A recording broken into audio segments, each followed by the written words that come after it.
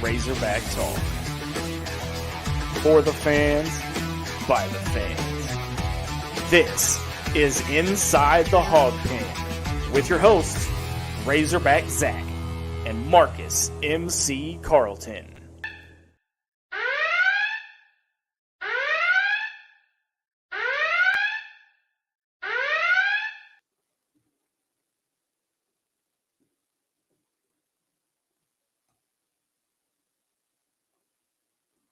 What's up, everybody? Oh, man.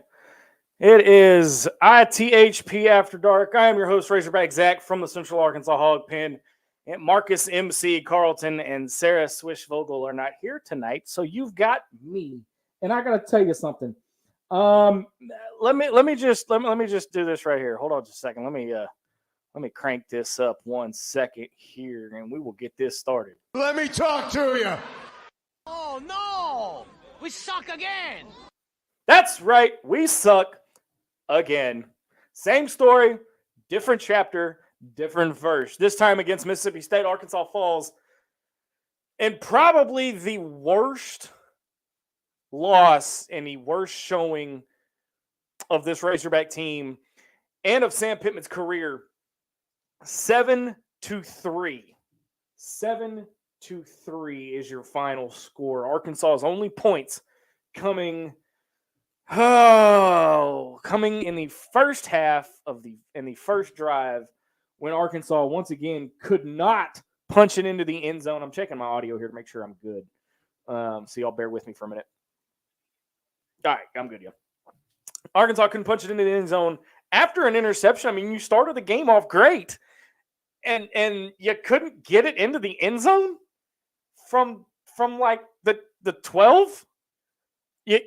What?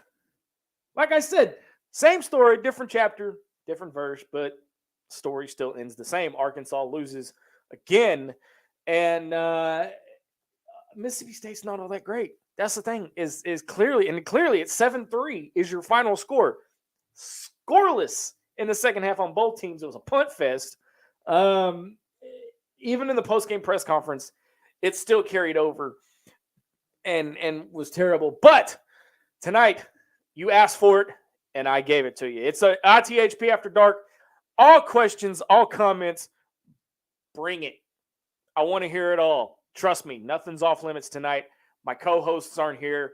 I'm running the pen tonight. Leave us a question or a comment in the Hawg Pen live fan feedback. And I have one thing to say. The wheels have officially come off. I hate to say it because you guys know me. I call it like I see it. And I try to defend this coaching staff. I try to defend the players. And look here. This is the thing. We have the talent. We've got the talent on the field. Clearly, minus a running back, which we're going to get into later. But clearly, we have the talent on the field. I mean, KJ is look at his results. Not this year, notwithstanding, but look at your result. Look at the results from last year, the year before. He is a proven quarterback.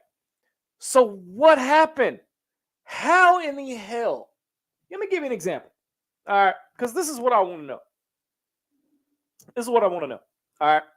In the 5-game stretch that we had, we're just going to call it a 5-game stretch. BYU all the way down to Alabama. You lose to BYU 38-31. You lose to LSU 34-31. You lose to A&M 34-22. You lose to Ole Miss 27-20. You lose to Alabama 24-21. And then you lose to a crappy Mississippi State team 7-3.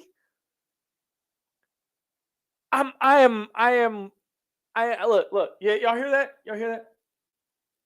That is the world's smallest violin playing for anybody that has got any kind of defense for this team right now. That is the world's smallest violin playing for anybody that uses the words moral victory. Let me tell you something. There is not a moral victory to be had in the game of football. You either win the game or you lose the game. There is no, but we played well. Granted, let me tell you something. My player of the game, hands down, Max Fletcher. Hands down, Max Fletcher. This kid, I was so critical of him to start the game off or to start the season off. And was come on, we gotta come on, we need a punter. We got a punter. And this kid was the highlight of the game today. The highlight of the game today. And here's the thing is you're 7 games into the season. You can't still be figuring it out. You're 4 years in. You can't still figure it out. All right. And it's like, I don't understand. And I told you guys at the beginning of this, I told you at the beginning of the season, I said,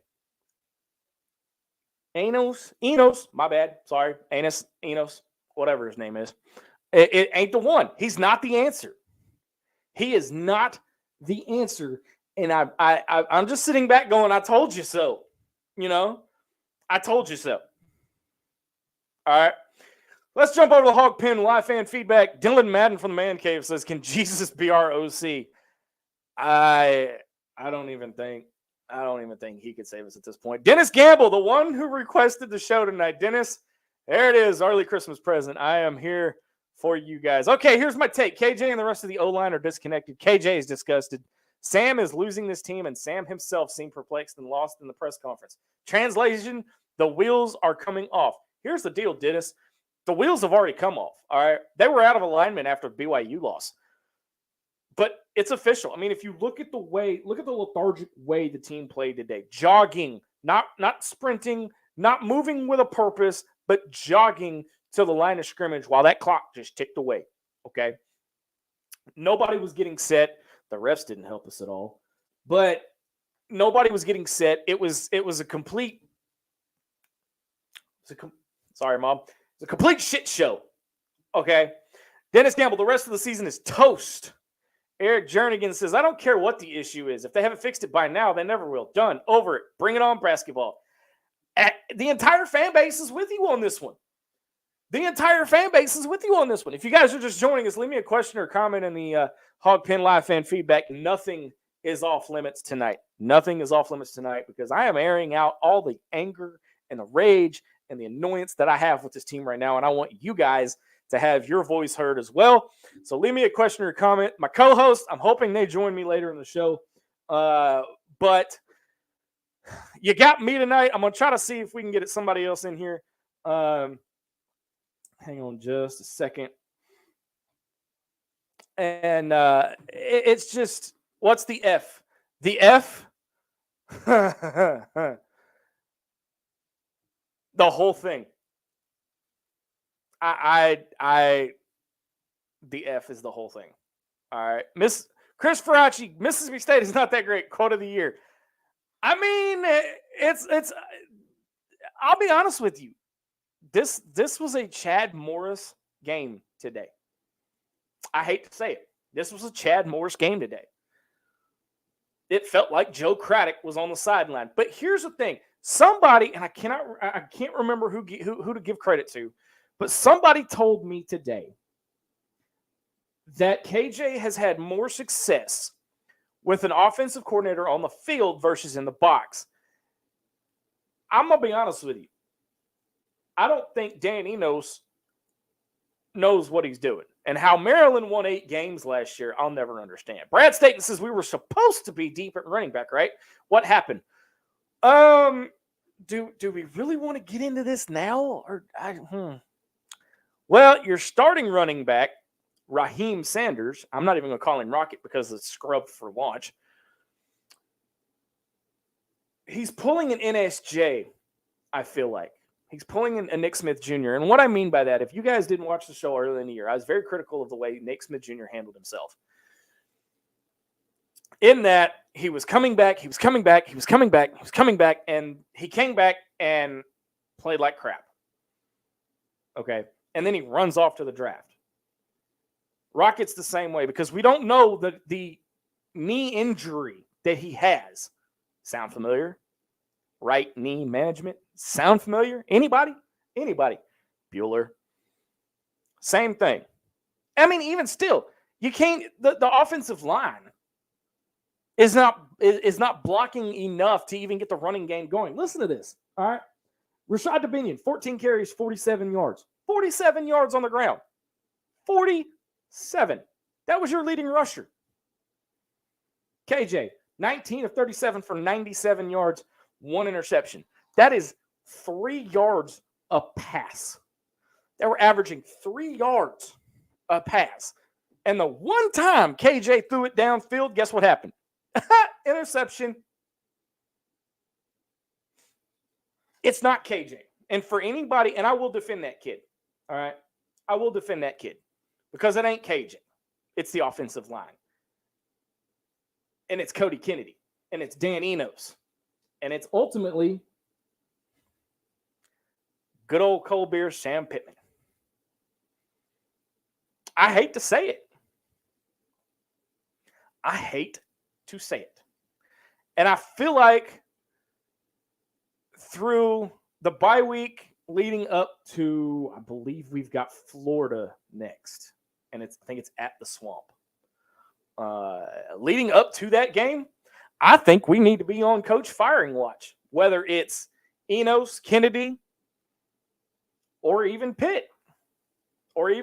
I that's my honest opinion. That's my honest opinion. My girl's in the house. What's up, Katie? She says hi. Brad Staten says it's bad when your punter is the player of the game. I'm open to hear anybody else. Landon Jackson. I mean, he could be, the entire defense tried as best they could to hang with Mississippi State. And that's terrible saying hang with Mississippi State. Hey, you made a backup quarterback look like a damn Heisman winner. Our offense was that bad that it made the second worst quarterback, a backup at that, look like a damn Heisman winner. What? Sam Jones says, simple solution is to fire Pittman, Enos, Kennedy, move Coach T. Will to interim head coach, then evaluate at the end of the year. Pittman is a good person, but lacks the chops to be a head coach. His processor is too slow for the job. If it hasn't been figured out in 8 weeks, then it ain't happening. There it is. I want to try to say save Pittman, but at this point, how can you defend this? And we're going to get to the press conference in a little bit because that was a show in and of itself. I swear. But keep the comments coming. We got that one already. Dennis Gamble says, I knew when they announced Enos was the OC, we were in trouble.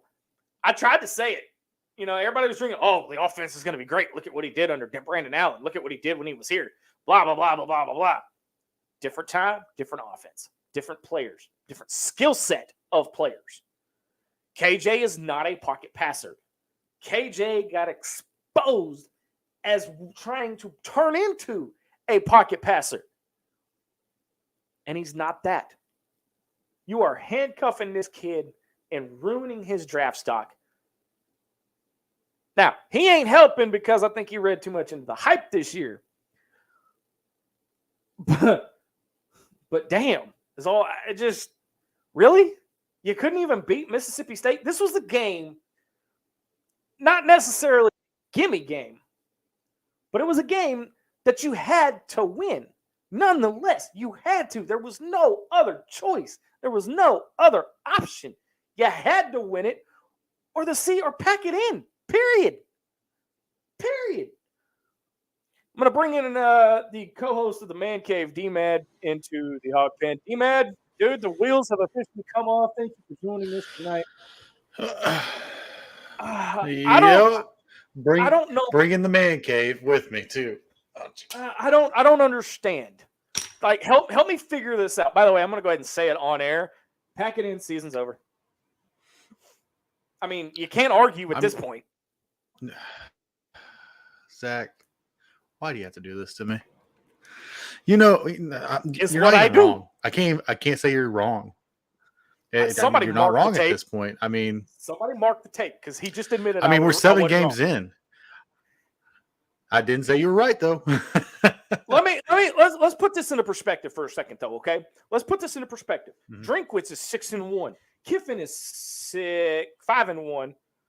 Okay, even Billy Napier had Florida ranked at one time. Well, still, I mean, they've still only lost 2 games.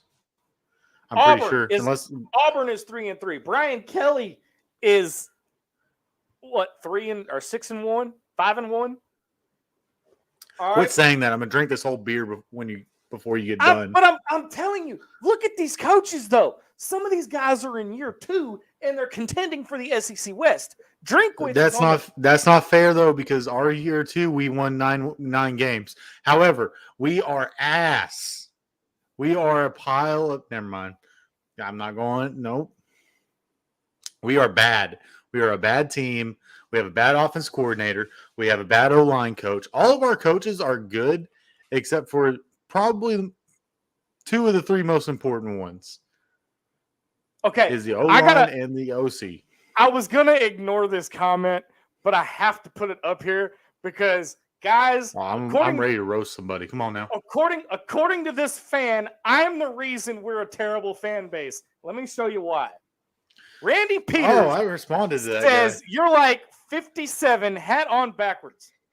Exactly why we are the worst fan base wait. Exactly why we're the worst fan base in sports history and deserve to have the worst team in college.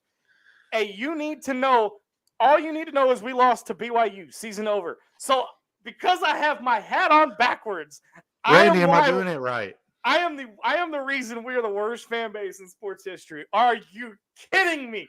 Randy, am I doing it right?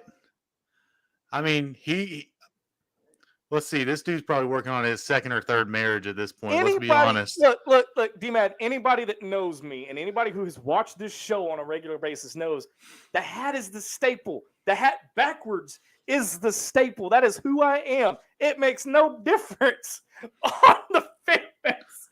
This is the most dumbest comment I have ever seen on the show. That I am the reason. I'll take it though. If I'm the reason, guys, I'm gonna go root for another team. You know what? No, Zach, you're not the reason. We've talked about it. I am the reason we're losing. I'm the reason. Not according to this couch quarterback. Well, he's not smart. We all know that. Sam Jones says, bring Gus home at this point. We need a proven commodity, no more experience. Here's the thing. And Katie somewhere is going hashtag. Gus ain't coming. He is tied with the tops. He was tied last time I checked with like the top 16 team in the country. No, they lost by 2. Oh, UCF lost by 2. Okay, but still, no, yeah. But still, he was. Hanging with the top 16 team in the country. You couldn't even hang with Mississippi State. Okay. We couldn't even hang with Mississippi State. It's not the head coach. After we just lost by 4 points to what? The number 8 team in the nation? How in the hell? Tell me, somebody out there, tell me how in the hell we kept it so close to It's because we have our hat backwards.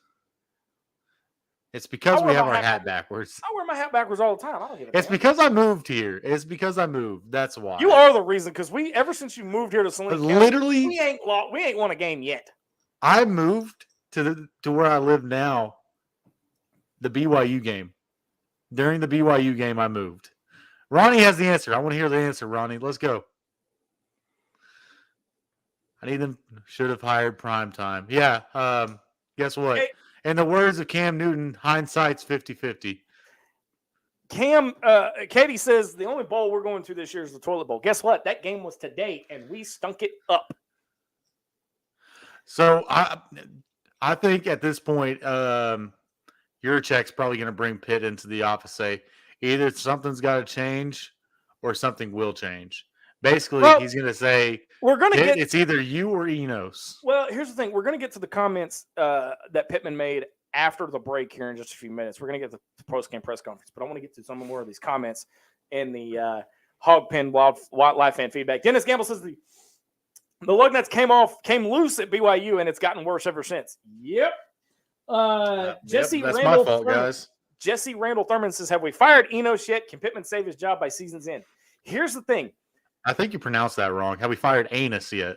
Oh, well, same thing. Here's the thing. I don't think Pitt and DMAT, you might disagree with me on this. I don't think Sam Pittman's got the balls to fire anybody mid-season. I mean, if he doesn't, Yurichek sure as fuck does. Sorry. Well, there goes that one F-bomb. Jonathan Richards has probably the best question of the night so far. How do we have an offensive line guru as head coach, yet they are the worst group on the team? Let me straighten my back. I'm so glad Trey Biddy asked that question. Yeah, exactly. He had no answer. You could literally see it on his face. I got nothing. I don't get it. I really don't. I'm not enjoying this old cold beer, by the way. It's more like a hate drink at this point. I'm drinking water, and that's it. That's all for me. Dennis, I'm afraid if Arkansas showed that one, they'd get flushed.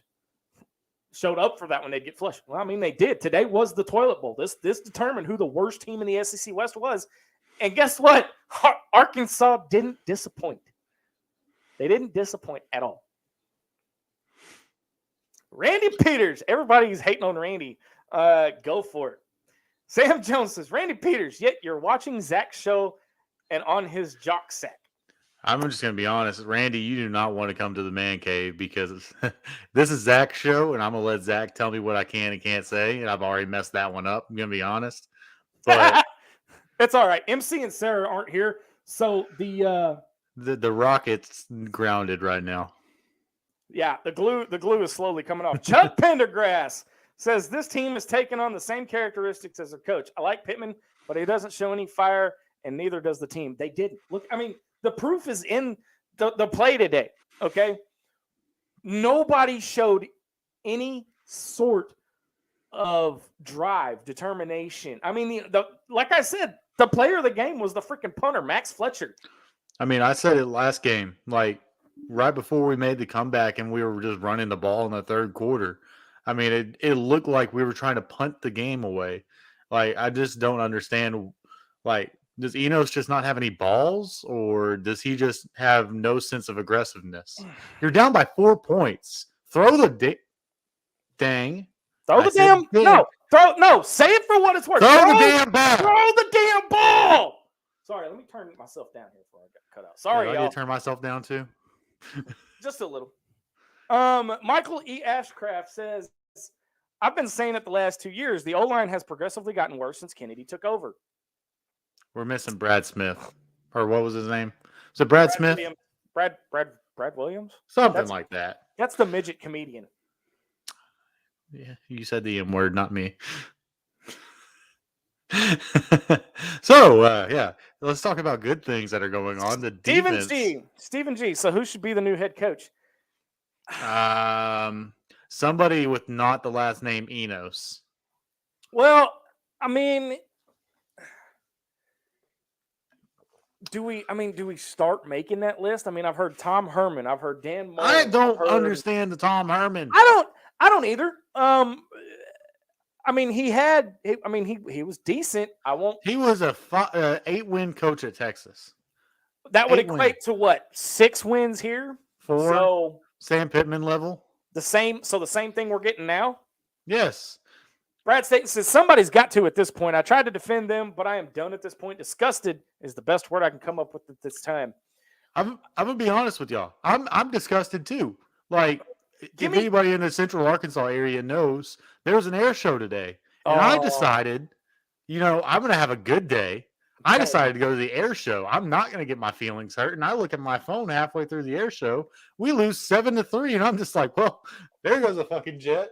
Oop, sorry, there goes another one. Well, here's the thing is if it's not working, why aren't we working to try to fix it? Because whatever we do, we're doing it wrong. Like, if you're teaching someone how to fix something by breaking it, I mean, they're never going to fix it. Katie, I'm not going to put that comment up. It's got too many of the F-bombs in it that I can't put up right now because we'll get in trouble. I want to go find that.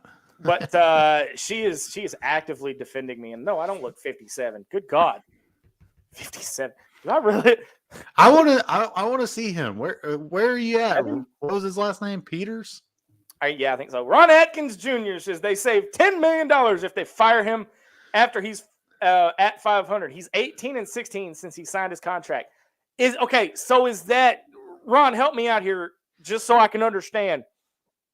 Is that 500 overall as far as his coaching, his overall coaching record? Or is we that need to get a lawyer? Or is that 500 during the season? So if somebody could, and I'm asking legitimately because I don't know. So Randy, don't get your panties in a wad and come after me acting like I don't know what I'm talking about.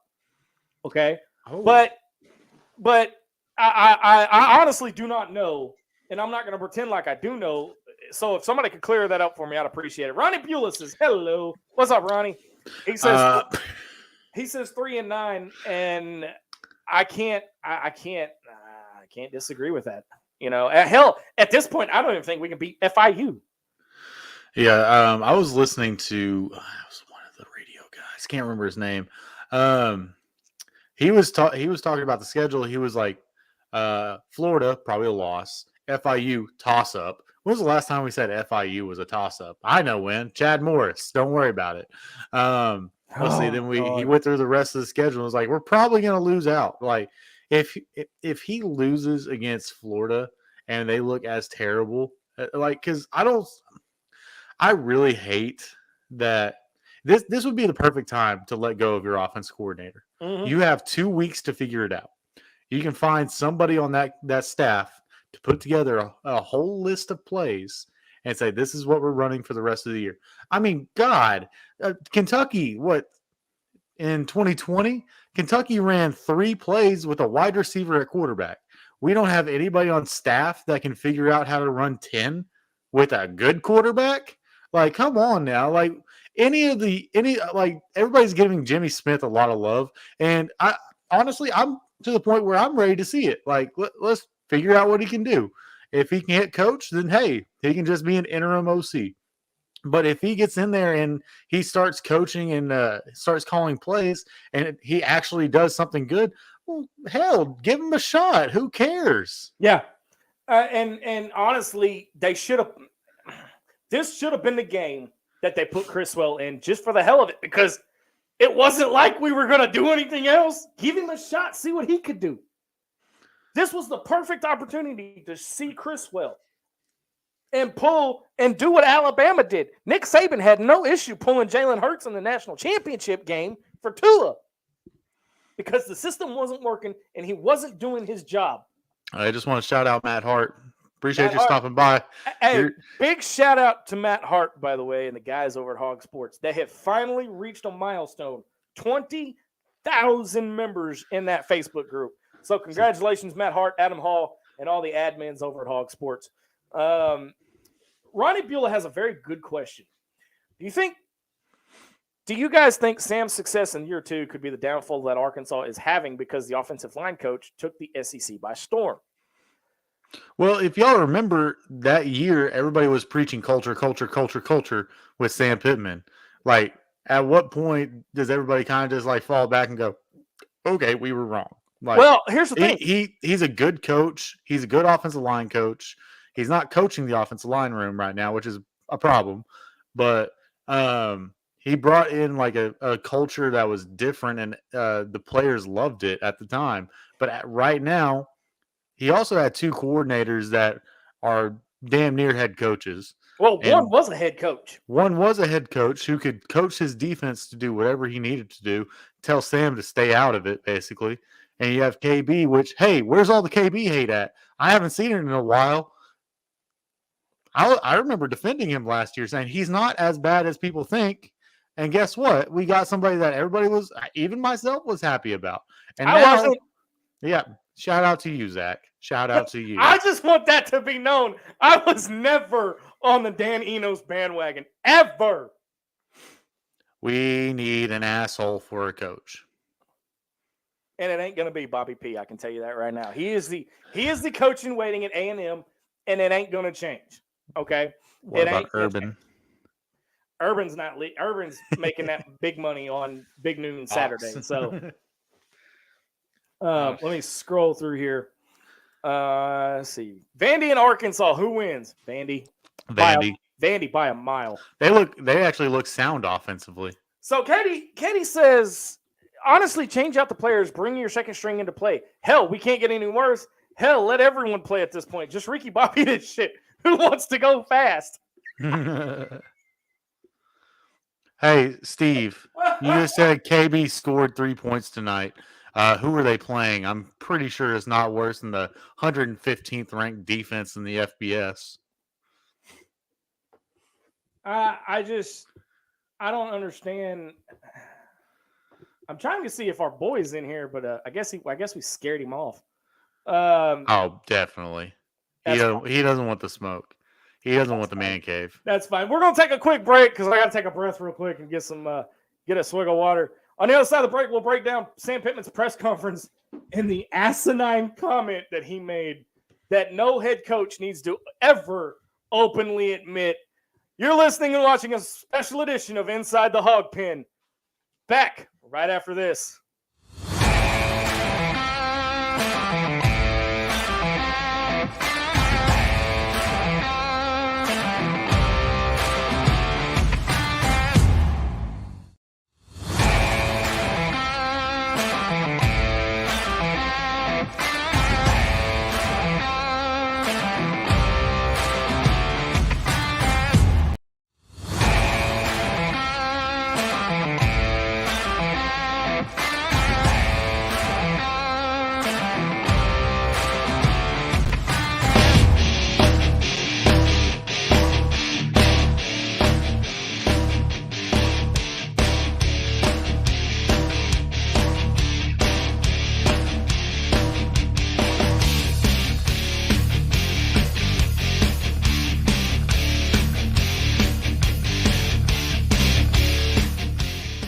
All right, welcome back to a special edition of Inside the Hog Pen. It's ITHP After Dark.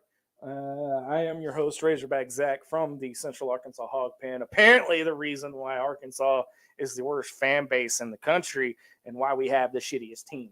So I apologize for that. Let me bring D-Mad back in here. D-Mad, we still got you? Yeah. I had some technical difficulties. Had to figure it out and coach my way through a paper sack, which our offensive line can't do. Right. Hey, big thank you to everybody watching tonight. If you haven't yet, go ahead and like Inside the Hog Pen so you guys can stay up to date whenever we go live. And make sure you check out our YouTube channel. That is Sideline Radio Network. We have got something in the works for all of you guys. It is going to be a premium YouTube event. We haven't figured out when we're going to do it yet. But MC and I have something in the works as sort of a Manning cast, but for basketball. And it's going to be only for a select few. So if you get the invitation, consider yourself lucky. We're going to keep rotating so different fans will get an opportunity to check out the Manning cast. And if it works, hey, we're going to keep doing it during the basketball season. We may even do it for football in 2024. I would not be opposed to doing it during the Texas game because maybe Lady Red will make an appearance on that game. But be sure to be on the lookout for that. Plus, the Man Cave is back. D-Mad and DeWan are back in the Man Cave. So make sure you guys check that out on our YouTube channel. Back to the Hog Wild live fan feedback. And big thank you to everybody chiming in tonight. Chuck Pendergrass says, I wish someone would ask Pittman, where in the hell are all the great coaches that were blowing up his phone during his acceptance speech? If Enos was the best of them, then delete the rest of them. Here's the thing. I feel like I've been lied to by Sam Pittman. It's like a politician. And we're not going to get into politics, so nobody go there. But he's like a politician. He tells you what you want to hear, i.e., the days of Arkansas being a national embarrassment are over. Did we transport back to 2018 because we're an embarrassment again? I'm telling y'all. I'm going to play this sound.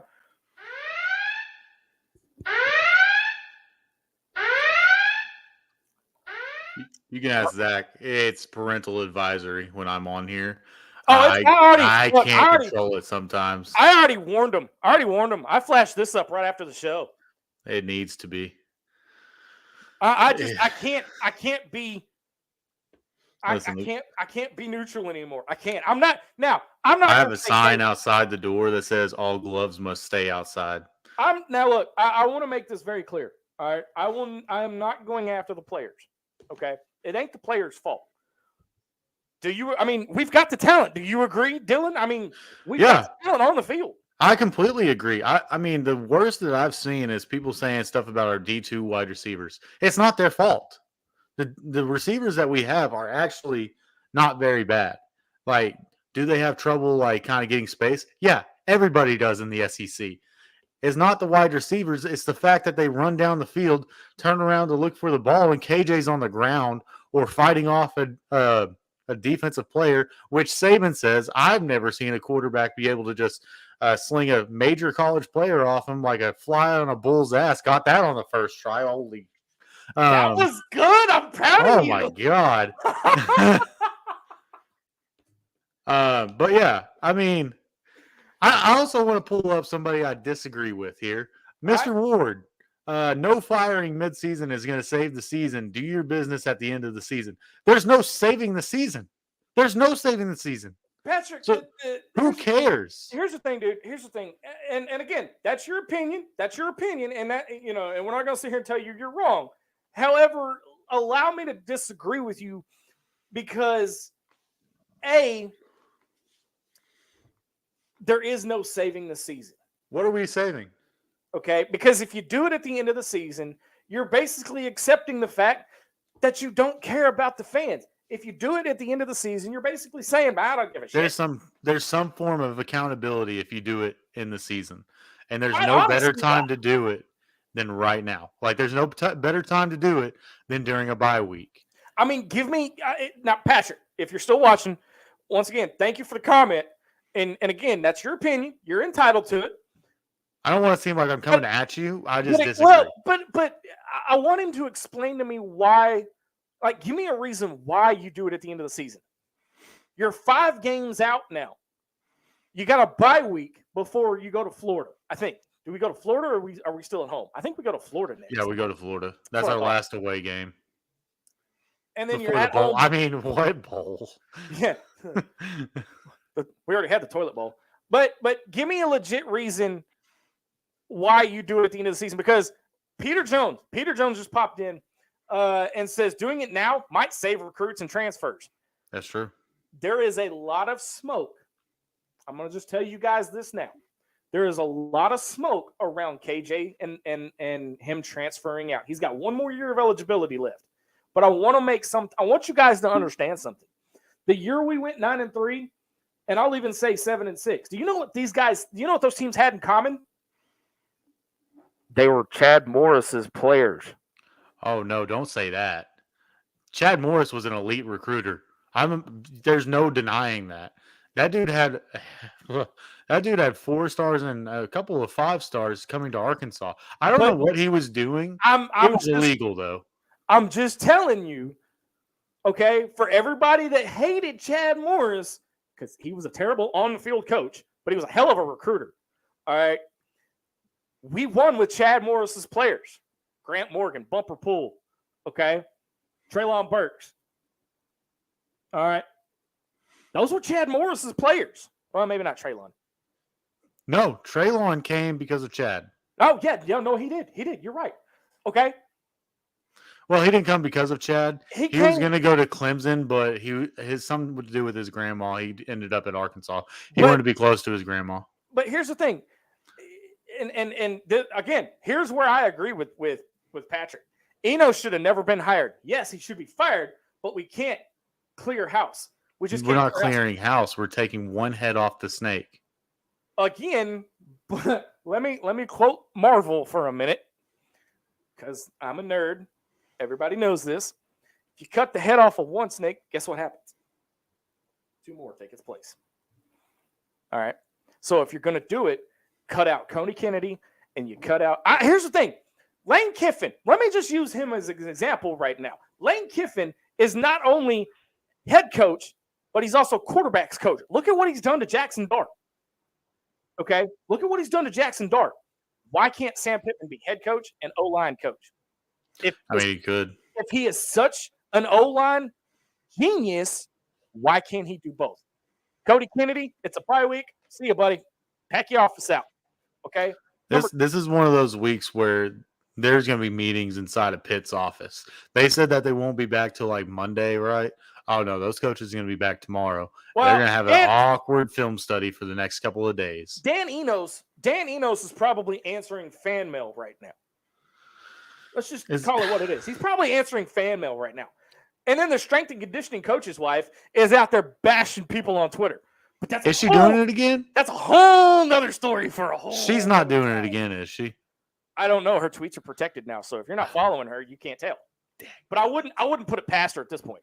Okay, but if you fire Cody Kennedy and Sam takes over position coach, at this point in the season, what's it going to hurt? It's not going to hurt anything. What are we going to do? Lose more games? You fire Dan Enos. What's it going to hurt? Okay, what's it going to hurt? Jonathan Parker says you get a jump on the coaching search. Just hope they keep the defensive staff there doing a great job. They are. This defensive staff. Holy crap, dude. You have to prove to the defensive staff that you coming here was not a mistake. Like, because right now, the defense is literally carrying this team. Got some feedback, it felt like. But the defense is carrying this team right now. And at some point, the defensive players will let go of the rope.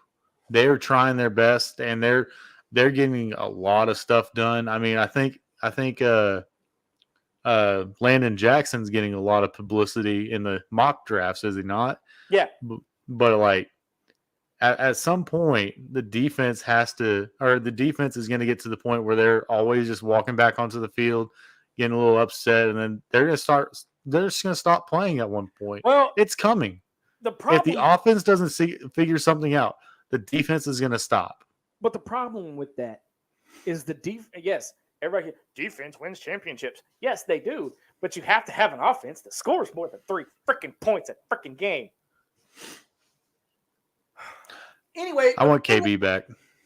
The fans asked KB to be fired too, and they got it. And yet here we are. I prefer the tight end sneak at this point. So there was a play. Let's get to the post game press conference. For those of you that saw it, I listened to it, and the little vein right here that Katie says that pops out when I get stressed about my eye started twitching. One of the comments that he made is something that a head coach in year 4 should never admit publicly. And I think, and honestly, if there was any cause for a firing of Sam Pittman, this comment was it. And I can't play the sound clip because we'll get in trouble for it. But, excuse me, there was a play in the game where we were going to go for a field goal. And they ended up somehow screwing this whole thing up and getting a delay of game. You're still within Cam Little's range. Because this kid can kick like a 60-yard field goal and make it look easy. But you punt on the 40? It was still a 4-point game at the time, wasn't it? Oh, yeah. It was always a 4-point game. In the second quarter, right? Yeah. Take the damn points! Kick the damn... Turn your mic down. Go for it. Do something.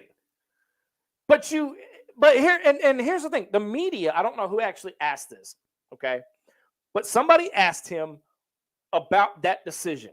And here is what he said. He said, quote, "To be honest, I didn't know what to do, and I didn't make the decision fast enough. I didn't want to burn the timeout because I wasn't sure I was making the right decision." What? Did the head coach in year 4 just say to the media after the worst loss of his career You had 3 hours to That figure he out didn't what know to say. what the hell he was doing?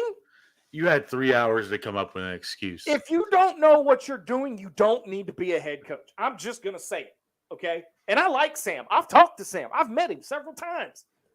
But you don't tell the media who has eaten you alive for 5 weeks that you don't know what you're doing. You literally just said, I don't freaking know.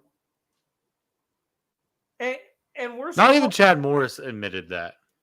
Well, no, Chad Morris said, well, we're close. We're close. No, we only had 60% of the offensive playbook put in. Mm-hmm.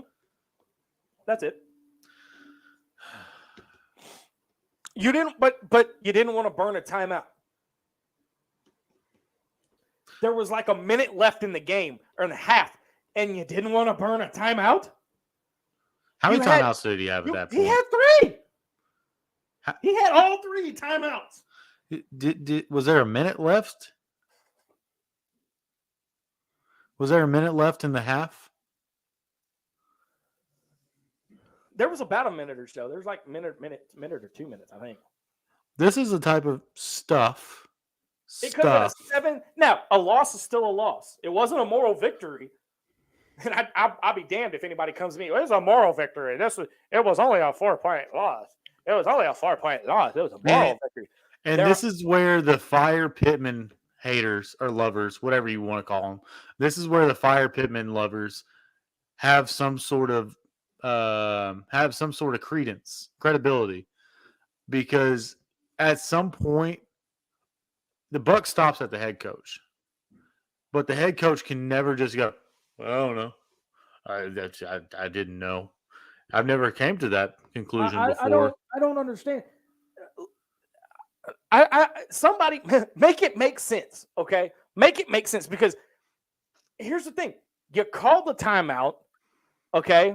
You call the timeout. Burn a timeout. You look at Cam Little, because Cam. They even said, the commentators even said, Cam will tell him, yeah, I can make it, and he usually says, go for it. If Cam thinks he can make it, he usually lets him kick it. So why was today any different? Hey, you remember how he was bragging that Cam hit a 68-yard field goal? Wasn't that on the same field? Mm-hmm. I get confused sometimes. So what's different? I don't know. I'm gonna quote Sam Pittman. I don't know. I don't know. So let's go to coach talk, since everybody wants to say, who are we bringing in? I don't know. Let's go for Nick Saban. Why not? Bring him in. Nick's not leaving Alabama. Nick's not leaving Alabama. So John Gruden. That was a hot name. I'm heard he's currently playing golf with John Daly in a red polo. But what do I know? Peter Jones has put this in all caps a couple of times. Mike Elko. Are we going to be able to lure him away from the lucrative Duke job? I don't know. I think they're currently up on Florida State right now. Really? I've also heard the Washington coach, Kevin DeBoer. See, I'm okay. I'm actually because Lady Red's in the comments. Katie's here tonight. I'm actually going to agree with her. I'm going to say, why not Ed Orgeron? I'm sorry, but that would be awesome to have him as coach. Hey, we're going down the middle. Go big. Go home. I heard Chad Morris is looking for a job. No, he's not. He is working for Clemson. And they're doing a bang-up job. They are Clemsoning to a whole new level now. Right. Jonathan Richards, asking again because I genuinely would like to hear discussion. Who is the best OC that we actually have a chance at getting? Oh,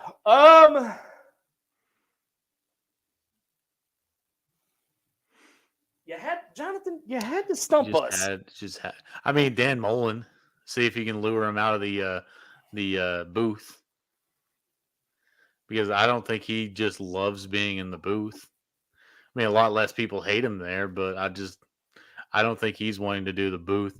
I will say that I don't think Dan Mullen needs to be a head coach.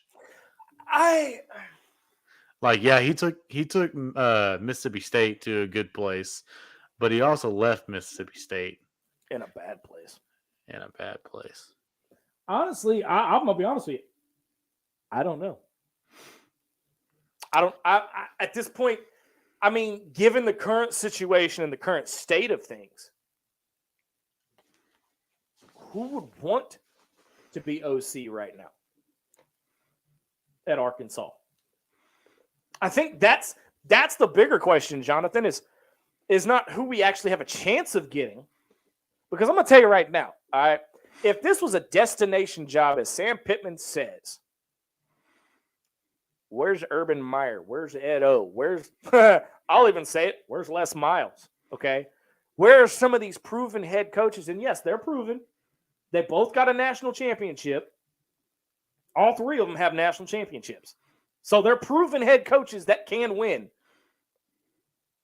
But why aren't they? Why aren't they? Okay. Now, I'm going to switch things up a little bit because everybody says we should have hired Prime. Okay. We passed on Prime, and this is just what I've heard. We passed on Prime because he had no head coaching experience. But you hire Sam Pittman, who also doesn't have head coaching experience. Make it make sense. Now, the other name kind of surprised me. The other name that was in that group kind of surprised me, and that was Willie Fritz. That one I was kind of like, wait, what? So I know everybody's gonna say no. JP. I'm gonna call you JP because you've been a fan long enough that you're getting a nickname. He had head coaching experience at Jackson State, did he not? I think he had like 1, maybe 2 years experience. Not much. But that is that not? Are we not considering that head coaching experience? Might. I mean, I don't know. I think if we would have hired him, that would have gotten a bigger reaction than when we hired Pitt. Let's go to Chuck Pendergrass real quick. He said this a couple of times. I'm pretty sure. I don't know. Barry Lunny might still be a little salty at the university for not keeping him last time because let's be honest, I'm pretty sure he was really gung ho for keeping the job when he left, and now he kind of got a little salty and left. Okay, I've been corrected, so I stand corrected. He went to Jackson State the year we hired Pitt. Okay, then I apologize. I was incorrect. See, look Pitt, at you. Pitt, wait, Pittman. Look at what I just did. I took accountability because I was wrong. And I admitted it. Has Enos had a press conference all year? No. I wonder why. He didn't. I don't even think he had an introductory press conference.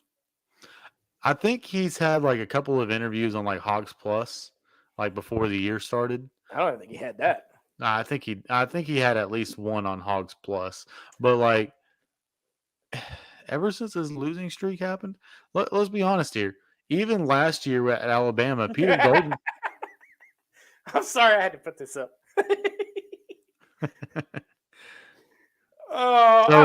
This is when you know you've made it, when the fans, without even asking, defend you against a troll like Randy. If I put my hat to the side, am I like on the fence there? Hold on, I want to try something. Just y'all just go with me for a minute. So Dylan, keep going. So yeah, I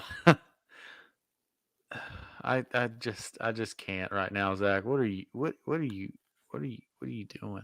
I say we fire Pittman right now. You know what? Are you my uncle? Because I swear I've seen you at the family dinner a couple times. Well, I tell you, that Dan he don't know what the hell he's doing. We got to fire him too. Fire everybody. I don't run the damn ball. You got some Kodiak I can borrow? No, but I got got some skull. Do you want some? And I guess, bro. Hat turned back. It's like a hat makes a difference, y'all. Good God. You know, I mean, that's the first time in 7 years I've been trolled on my own show. That's not the first time I've been trolled, but that's the first time I've been trolled on my own show.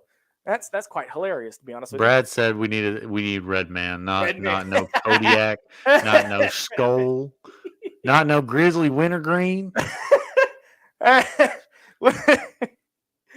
love my fans. I'm just gonna tell you that right now.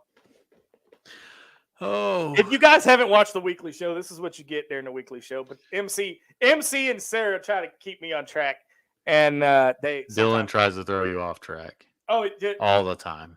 Do we need to revisit that 1 week we were talking about? Sure. No. I'm pretty sure the rocket has been grounded for a while. Rocket's been grounded. I mean, there are no premature detonations, and how au contraire. there have been no premature detonation. All right, but here's the thing. Okay, you got 5 games left. Okay, you have to win out. We have 5 games? 4 games. Sorry. 4. Florida, Auburn, FIU, Missouri. That's right. Okay. You have to win out. You got 5 weeks, 4 games. Okay. There is no other way around it. If you go, look, I'm going to tell you this right now. If your only win is FIU, Pittman's fired Pitt's if gone. he only has 3. If he has 3 wins, Pitt's fired. Pitt's gone. Year 4, 3-9 with this talent. Bye, Pitt. Hey, JP, since you got a nickname now, this is something I was saying last week. Somebody was telling me how KJ is just a bad quarterback and how it's not Dan Enos' fault, it's KJ's fault. When I said the exact same thing of no, the receivers run routes that are too close together. There's no spacing. There's no scheme. Like there's no. They even mentioned that. If the announcers are starting to notice it, that means it's getting really bad. Like, but here's the thing. That's why, and I'm not defending this play at all, because being a 4th-year quarterback, okay, being a leader on this team, KJ should have been able to read the defense a whole lot better when he threw that pick. Okay. Hey, we got clearance on a new nickname. Congratulations, JP. You are on the show now. Look, it's permanent member. Look, it's ITHP After Dark. I'm just going to say this. If I give you a nickname, I don't give a damn if you like it or not. That's your nickname. I'm just saying. Just saying. All the love, JP. All the love. I feel like Oscar over here is talking about Rhett Lashley. I'm pretty sure like he had a bad ordeal somewhere. Did he not?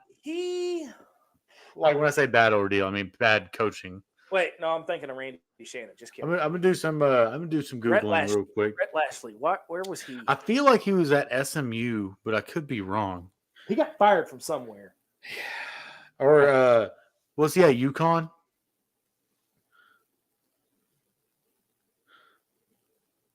Is it the one? I think he was the one that took over SMU. I think you're right. Oh my goodness! Look at that. My brain does work every now and then. No comment. Yeah. So Ole Miss is if this holds true, Ole Miss is in a dogfight right now with 3-3 Auburn, 21-14, 8.5 to go in the game. Ole Miss leads it by 7. Okay. Now Virginia just upset number 10 number 10 North Carolina. Their first road win against the top 10 team in program history. That's in the ACC. And Duke is in a fist fight with Florida State. They're leading by 20-17 with 8.5 to go there as well. I feel like it's pretty disrespectful for LSU to hang 50 on the Army. I feel like we're not going to talk about that. We're not going to talk about that. that. USC and Utah's 14-14 right now. Did Wait, I gotta say that maybe it stood for bottle rocket, not rocket ship, because that was a lot of hype for a little joy. Babe, I picked up the sarcasm on that one, and I picked up the undertone you were mentioning. Oh, shit. I going back to the offense, I really feel like this is an Enos problem. Enos problem. Okay. Let me. Okay. Back up a minute. All right. To the Listen to Enos this. part or the Anus part? Listen to this. KJ was 19 of 37 for 97 yards, 1 interception. Okay. Dominion, 14 carries, 47 yards. Armstrong, 4 catches, 35 yards. Arkansas was 5 for 17 on third down. What's our total yardage? That was just fixing to say that. Okay. Mississippi State had 205 yards of total offense. Arkansas had 200. And all you could manage was 3 freaking points? Are you kidding me right now? Guys, it's a hard time being a Hog fan. No. It's so bad. No. It is a hard time being a Hog football fan because I promise you, okay? Our basketball team, oh, dude, watch out. Baseball team. Out. Well, I haven't had a good look at the baseball team yet. Sarah will give me the rundown on the baseball team on Wednesday night and the basketball team as well. It's just this team going into the season, okay? I said that they would have 10 wins. Everybody said that. I said it. I feel like if you would have, like, all it took to get to 10 wins was a competent offense. I was more scared about the defense this year than I was the offense. Here's the problem, okay? Here's the problem, is that Dan Enos is trying to turn KJ into Brandon Allen. Brandon Allen was already a pocket passer when Dan Enos got there. No, we didn't. So this is what the difference is between Brandon Allen and KJ Jefferson. Brandon Allen, his second year under Dan Enos, you want to know how many sacks he had on the year? A big old 0. We haven't had 0 sacks in one game. KJ's been on his ass at least 3 times a game the entire season. KJ coming into this season, had 6 interceptions in a career. And again, everybody's like, KJ's breaking the records. KJ's record books. These records don't mean shit if you're going 3-9. Hey, so you remember at the start of the year, KJ was pretty okay changing the plays, right? He'd walk up to the line of scrimmage, start talking to the offensive line, do one of these. I don't know what that means. He would read the defense, and the KB would go, all right, here's the play I'm going to call. Here's 2 or 3 other plays that you can audible out of if you see something different. But this is what I'm saying. Like, start of the year, KJ was going up to the line, changing the play if he needed to. And then we're game, what game is this, 7? Yeah, we're in game 7 now. He doesn't change the plays anymore at any rate. Like, he's literally just calling the play running the play that's called. Do we think that Enos? We've handcuffed him, plain and simple. I think Enos has said, "Do not change the damn play." I called it for a reason. Okay, okay. Let me counter that argument just for the sake. By the way, Ole Miss has gone up 28-14, 7.5 to go in the game. Freaking do. I'm pointing out an obvious because. Hey, we almost hired him too. I think an ego got in the way on that one. An ego not wanting to handle Jimmy Sexton. Can't blame him. Yes, but here's the thing. Okay, going back to your point, all right? Because here's the thing. Yes, Dan may be saying, don't change the play. But it all's got to, because he's up in the booth. It all has to come down from Pitt. And if Pitt doesn't like the call, Pitt can tell him, change the play. Pitt can say, we're going to change the play.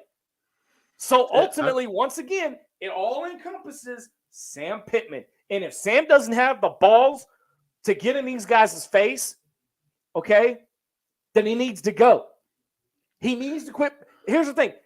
Sam is not head, and I've defended this guy all season long. I can't do it anymore. All right. And I will be critical of him because he's making $6.5 million a year.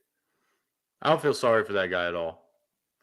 If you don't have, if you have small children, if you're under the age of 18, turn this show off right now because it's about to get real. If you don't have the testicular fortitude to get up in somebody's face, and I mean grab them by the face mask and wake them up and get after them in practice. And I don't mean Hell, show some fight on the sideline. Wait. Okay.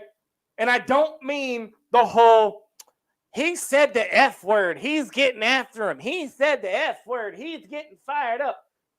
He said the F word, y'all. I say the F word at least 75 times on a daily basis. I'm a truck driver. I average 100 a day.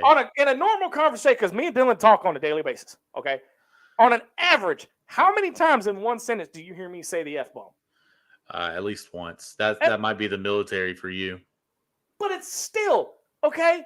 That doesn't mean I'm getting fired up. That doesn't mean nothing. I could literally cuss someone out and like just not even like say 2 words, like not even trying to dress them down. Like I can cuss a lot of things and then just like turn around and just act like everything's okay, you know? Like Katie's dad he's very quiet, okay? But he can tell you where to go and how to get there and the fastest route to get there and never raise his voice. Ever. It's called tact. But Sam Pittman is too busy trying to be everybody's best friend. He's trying too hard to get liked. I don't want to like him. I want to like him because he's a dick, not because he's a good guy. Well, if you remember, like towards the start of his tenure, he was like, I don't want to hear anybody yelling at players or dressing them down. I don't want to talk more than that, like a speaking tone. I want to hear you yelling. And guess what? 4 years later, that shit has sailed. It's gone. They were booing him on a 4th down call for a field goal. The boos have started, which means they've checked out. The fans don't care anymore. No, you're not gonna see. And again, you're how not deluded do the athletic director and the head coach have to be to expect a full Razorback stadium after the shit that they put out for the past 5 fucking? There's 2. Sorry. The past 5 freaking weeks. How can they expect? Oh well, it's because we're the only show in town. They gotta come. Hell no, it's deer season now, boys. They don't give a damn. Hey, the bright spot next Saturday is Arkansas takes on Purdue, and that game will be streamed. There will be a TV. There will be a TV showing. Tune in Wednesday night. MC School of Hawg Hoops. Sarah and MC will break that all down for you. Do they have Zach Edey still? I think he's out for that game. I think he's been ruled out. Oh, okay. Because it's an exhibition game. I think they're saving him like we're saving Trayvon Brazil. That's smart though. Speaking, no, we're on football. Sorry. Yeah, this is strictly a football show right now. And we're look. Here's the thing: we're gonna keep going strong, and we can pull this all night if you want to. As long as you guys are hanging with us, we're gonna be here because y'all wanted this, and I wanted to give it to you guys. So this show is for you guys. You can thank, and anybody wants to can thank Dennis Gamble for. Yes, I've called him by name. I've called him out. He was the one that said we needed to have a show tonight. I tried to talk to Sarah and MC. They are both tied up with family and work, and so I decided to come on, and I had to bring Dylan on because we're tired of this. We're tired of this. So, Katie, here's the thing, and I'm gonna single out my other half because here's the thing. Katie has had an issue. Be careful. With KJ. I am. Katie has had an issue with KJ for quite a while now. And she kind of explains it. I'm going to go ahead and read it. So here's my quarrel with KJ. Like you stated, he can read the defense and might be told not to change the play. But hell, if he can read it better, why does he not just say F it and run the ball? Or is he just checked out and following orders? I will give you a spelling of a word. EGOS. Egos. One letter away from Enos. No. It's ENOS, dude. Oh, no. Coach Egos. No, it's ENO. No, Enos does not want to be told he's wrong. He doesn't want the quarterback to play quarterback. He wants to be able to sit here and say, yeah, I called that. It was me. Whoever ran that play. That was kind of what KB was doing last year with the whole backwards passes and everything. I mean, he was wanting to get credit for being creative. But here's the thing, okay? you have a quarterback who can run. But the problem is, if the offensive line cannot hold a freaking block long enough for him to get set and throw the damn thing. So where does the blame go? Ultimately, that's what you have to look at. Egos. Brad Because if State, you remember damn the it, email chain. I was waiting for him to say something. I was waiting for him to poke fun at me. Hey, did y'all win y'all's game today against Navy? Brad, did y'all win y'all's game against Navy? Was that Air Force? Yeah, it was Air Force Navy. Air Force One. Dennis Gamble says, thank you guys for the show. This is great, and I'm disgusted too. Chris Faraci says, love it. Thanks for vent time. Hey, that's what I'm here for. That's what I'm here for, fellas. But just to get back to it real quick, going back to the emails after the A&M game, this thing Pitt is failing in sideline leadership, and KJ is failing them in on-field leadership. The team has no leaders and no direction until that changes. I just can't with y'all tonight. You know what else goes in circles? Well, if you ask Katie, it's me. But it's something Navy, I think. No, that's Loki. It's basketball. Oh, well. Chris says, Enos, egos, anus, all the same. Oh, Sam Jones, you have competition now, my friend. Oh my God. Don't worry. I can look out my window right here. I see a smokestack coming. Right. Don't worry. But to go back to it, I mean, Coach Enos has the biggest ego because if you remember, that's Here's the thing: is we're talking about all this and we're laying down language and everything, but I think it's nice that we don't have a bald little man telling us we can't say that. It's just my. I stopped myself. I just want you to know that. How many stars do I get for the night? I don't know. 1, 2. No, definitely not 4. I can tell you that. Oh, damn. Sam Jones says, look, I'm sorry, and I know this isn't KJ's fault, but it's time to move on at the end of the season. I'm sick of seeing players come back for 5, 6, 7 seasons. It's time for a fresh start. Here's the thing. I honestly believe KJ is going to transfer out. And the 2 destinations that I've heard that he's going, Ole Miss or TCU. I remember Kendall was trying to get him to go there for a short time. But I think during the FIU game, I think KJ needs to be benched. I don't know. You gotta get the egos out of the room. And I'll even go a step further is if he's playing terrible in the swamp. I mean, at this point, it doesn't matter. If there's got to be. Oh God! I just got called out. I just got called out by Mr. Staten. Oh God! Man, that's why we love Brad. Not -3 stars, almost to -4 stars.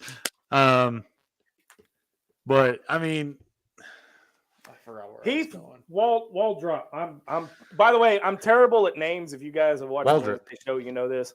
So if I mispronounce your name, don't hold it against me. Just send me a pronunciation key to my inbox, and I will make sure to correct it next time you guys are on the show. I thought Jefferson was out of eligibility, or does he get a year back due to COVID? From everything I've heard, he's got 1 more year of eligibility. I thought this was his last year.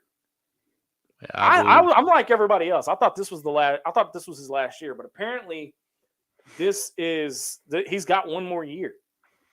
I'm trying to do all the counting in my head. You know, the whole eligibility thing is a weird thing right now. I mean, if you think about it, even take him. Yes, in a heartbeat.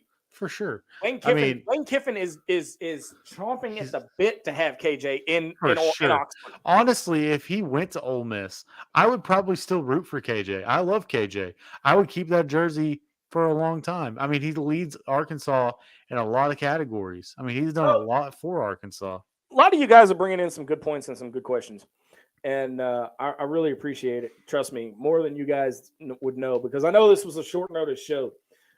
Jonathan Richards says, I seriously worry about putting that young guy behind the line. He may get smashed and transfer out. Here's the thing. Why not pull that offensive line and put the offensive line that has had practice with Jacoby Criswell in there? I mean, at this point, hell, what's it going to hurt?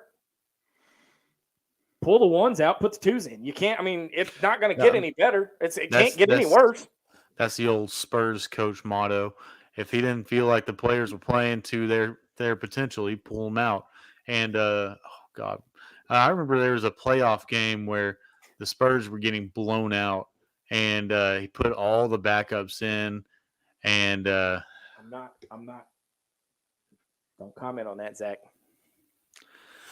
Don't break. Don't break your one rule. Don't break your one rule. So the Spurs coach, he benched all of the starters because they weren't giving effort. But the backups made a run at the end of the game, and they eventually lost. But it was a playoff series, and it was Popovich. There it is. Pop started all those bench players that gave them great minutes. I mean, at some point, we've either got to go in and here's the thing. I don't even trust Pittman to go into the locker room and start yelling like I have on this podcast.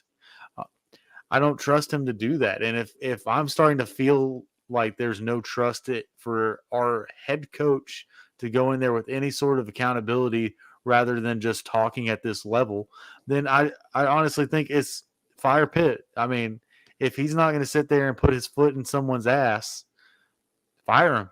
We need someone to put their foot in somebody's ass because what's going on right now is not winning football.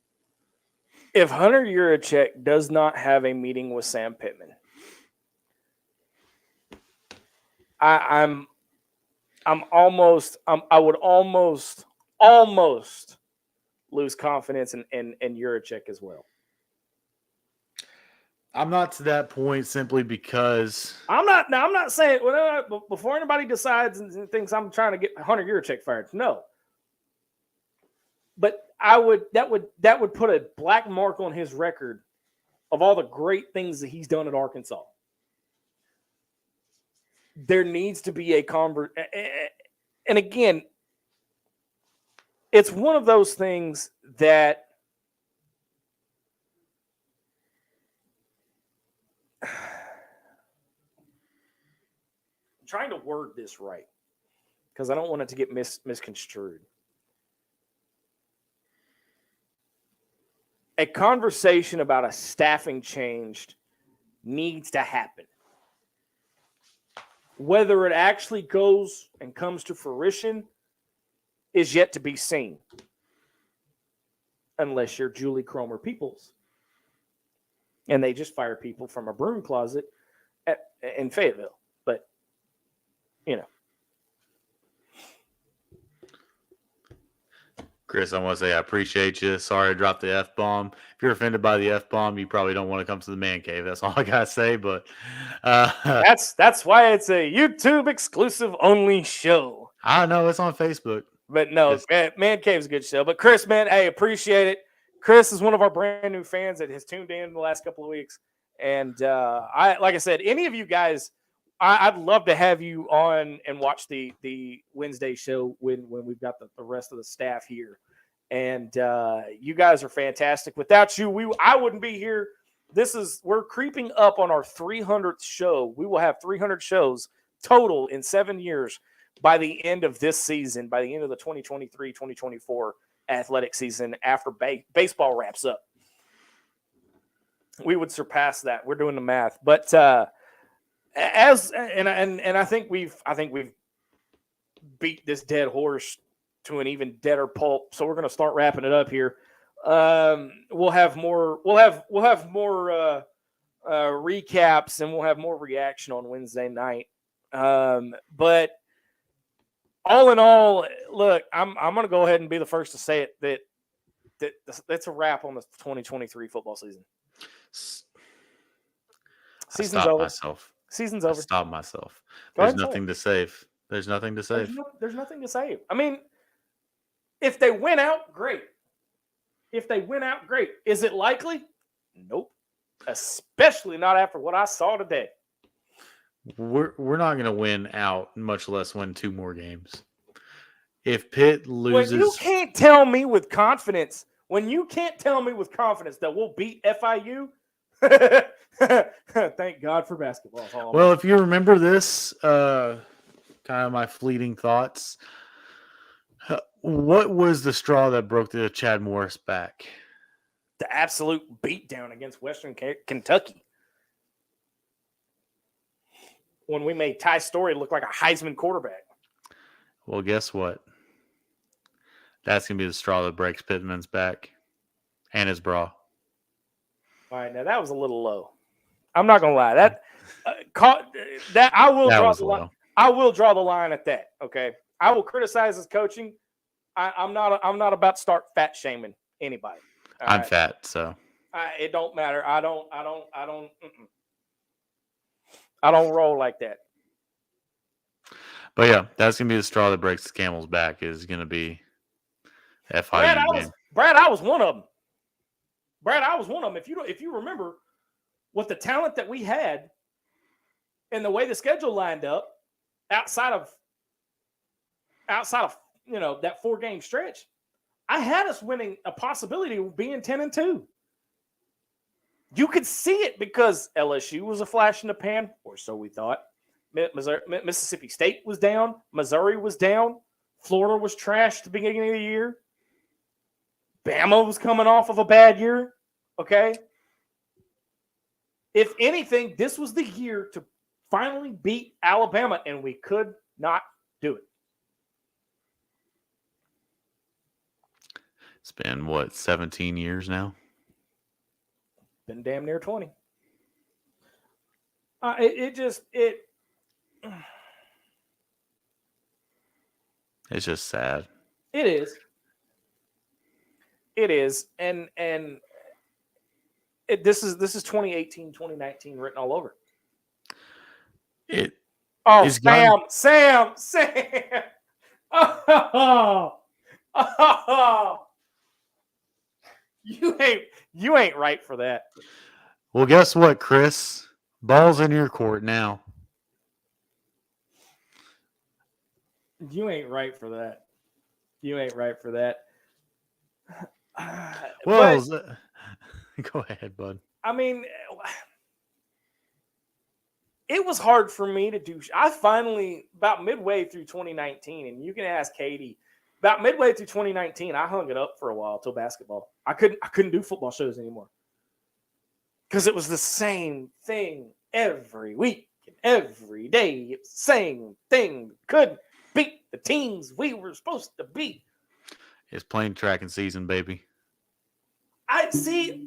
Here's the problem. I don't even have confidence in that. And until the fans stop showing up, to games, and I'm talking less than the Chad Morris era, okay?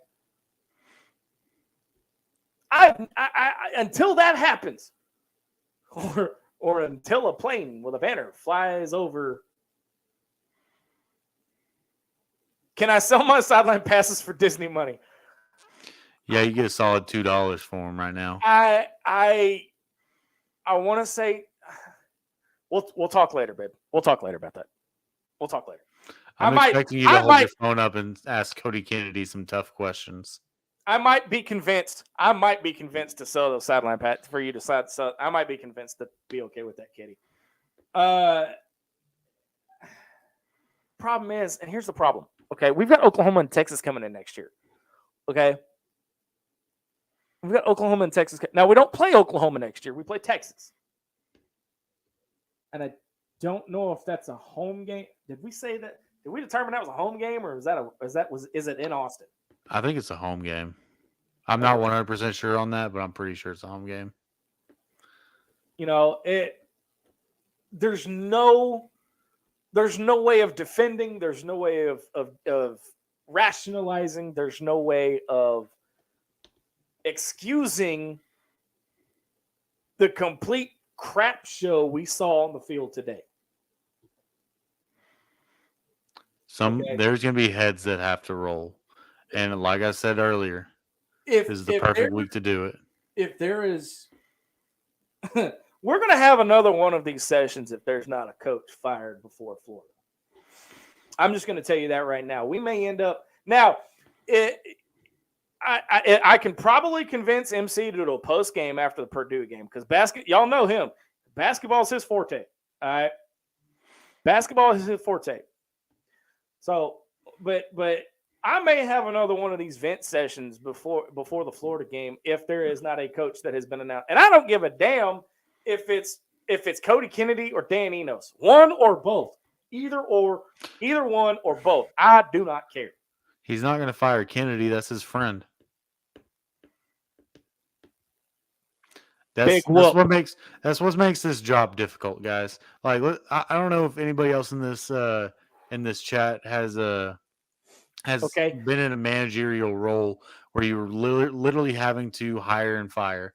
I mean, firing is never fun, but if it's at the stake of the company, you couldn't if you tried. Because you're my friend. But here's the thing: I bring value. This is why I did get fired from a 4-star network, is because I did bring value. And I know my value. And more like a 1-star network, but, you know. Karma's a bitch. Well, we bring value, and we know we bring value, so we talk a little bit of shit. It is what it is. But here's the thing: like, whenever you have a reputable company that's failing, and they bring in Mr. Walker, I'm gonna butcher your first name, so I'm gonna say Mr. Walker just so I don't offend you.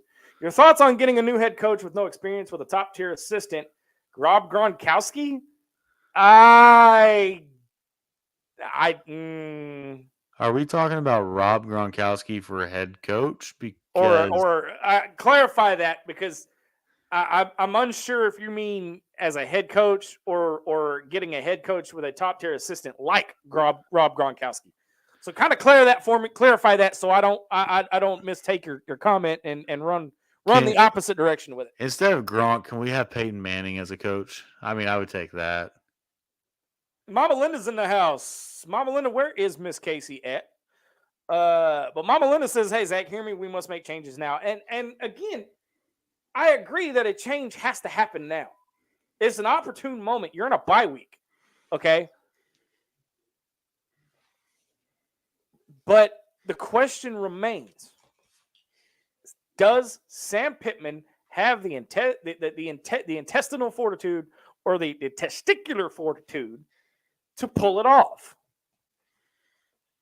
He's gonna have to. Okay, you're gonna to be a great head coach. You have to make enemies, and how do you make enemies? You gotta fire your friends. Plain and simple. Everybody's kind of pissed off at Coach Harbaugh right now, Jim Harbaugh in Michigan. But what's his biggest issue? Nobody likes him. Appreciate that, Sam, and you are absolutely right.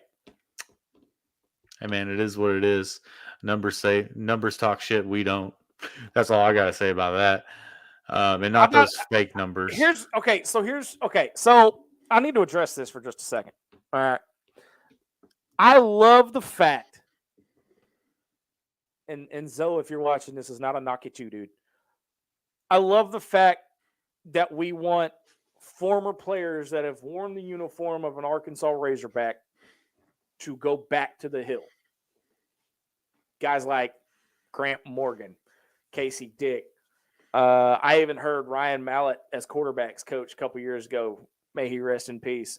DMAC for running backs coach, and a fantasy coaching staff. That would be great. But you have to be. It's not an easy job, especially in the SEC. We've had Anthony Lucas on this show. Yeah, like, good dude. He's Love a great guy. It's not that we don't trust him. It's one of those things. This is a very important hire for not just. We've had several former Razorbacks on here. We've had Kenoy Kennedy, Ken Hamlin, Sam Oljabutu. We've had Lorenzo Robinson. We've had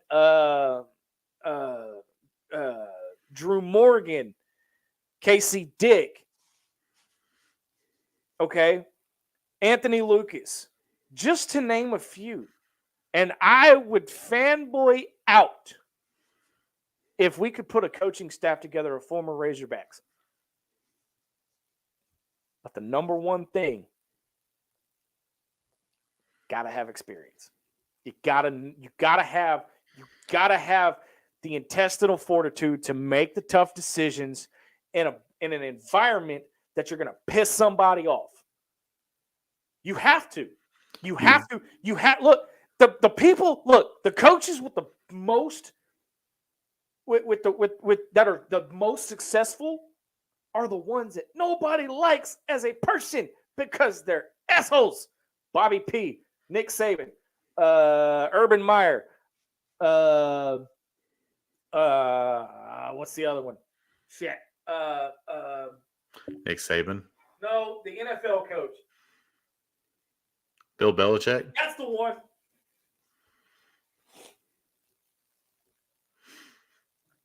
Jimmy Johnson.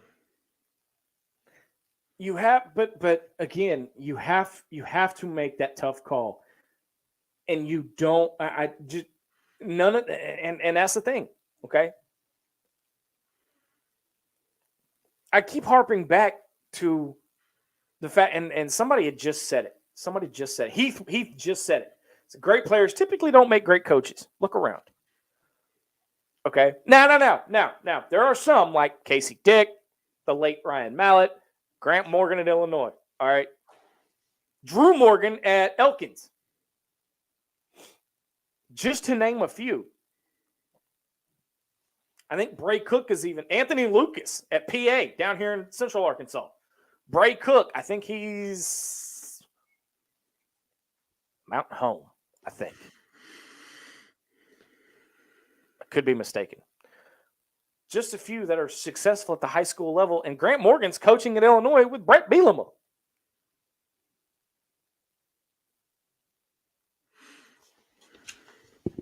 You have to be able, the point I'm trying to make is you have to be able to make a tough call and not give two shits about pissing somebody off.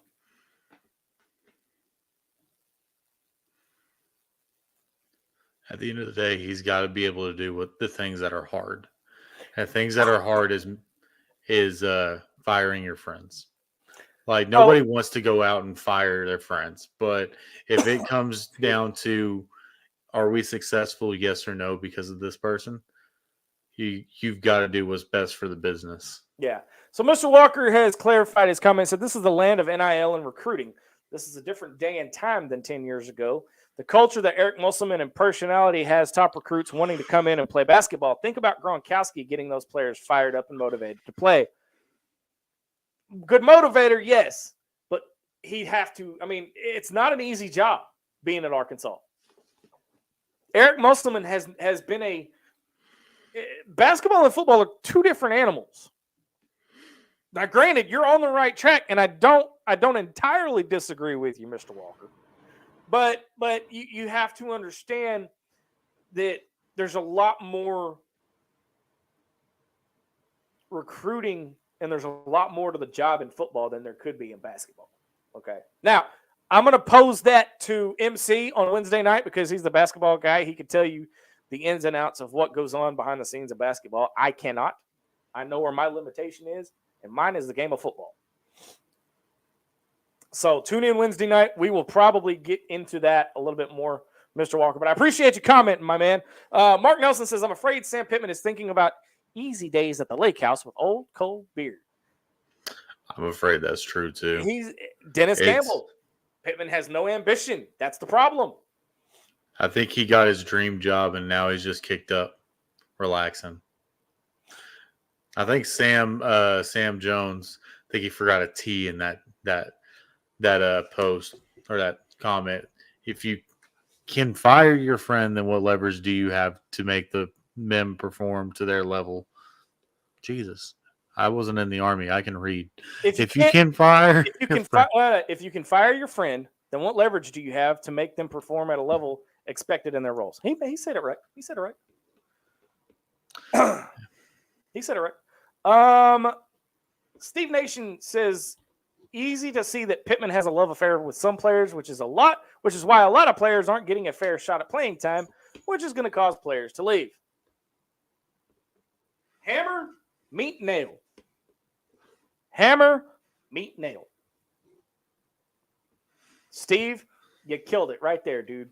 You very, very good point. Very, very good point. Mama Linda, you're exactly right, Zach. You can't be friends. You have to make the right decisions, even if it hurts. Sam isn't going to do that. I mean, if he hasn't yet, he's not going to. I have yet to see him I've yet to see him lose his mind. I would love to see him lose his mind on the sidelines, throwing like he just doesn't seem like he has any energy at all.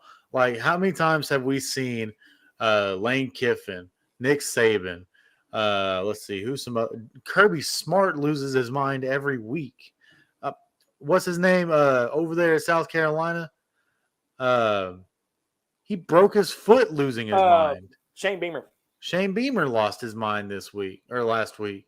I mean, it just seems like he's just okay with the product. I mean, yeah, we're going into week 8, and he says we still have a lot of stuff to fix. Dude, there's no fixing it at this point. It is what it is. Fix what exactly? I've been saying it since week 3. But look, if you're sitting in a press conference and somebody asks you why you went and punted it from Mississippi State's 40, and the first thing you think of is first thing you say is I don't know. I didn't know if I was making the right call. Dude. Look, Loki just said a mouthful. Loki just said a mouthful. I'm sorry. We need a coach who doesn't give Grandpa, who is just happy to see the kids play, energy, because that is 100%. That is exactly what I see. Dennis Gamble said kind of the same thing. Pittman reminds me of Bielema on the sidelines. Blank look as if to say, "What the heck just happened?" Ooh, I'm gonna leave that one. Heath, I'm gonna get to it, but I'm gonna leave it on the sideline because that is a novel, my man. Where did it go? Boy, y'all are rolling tonight.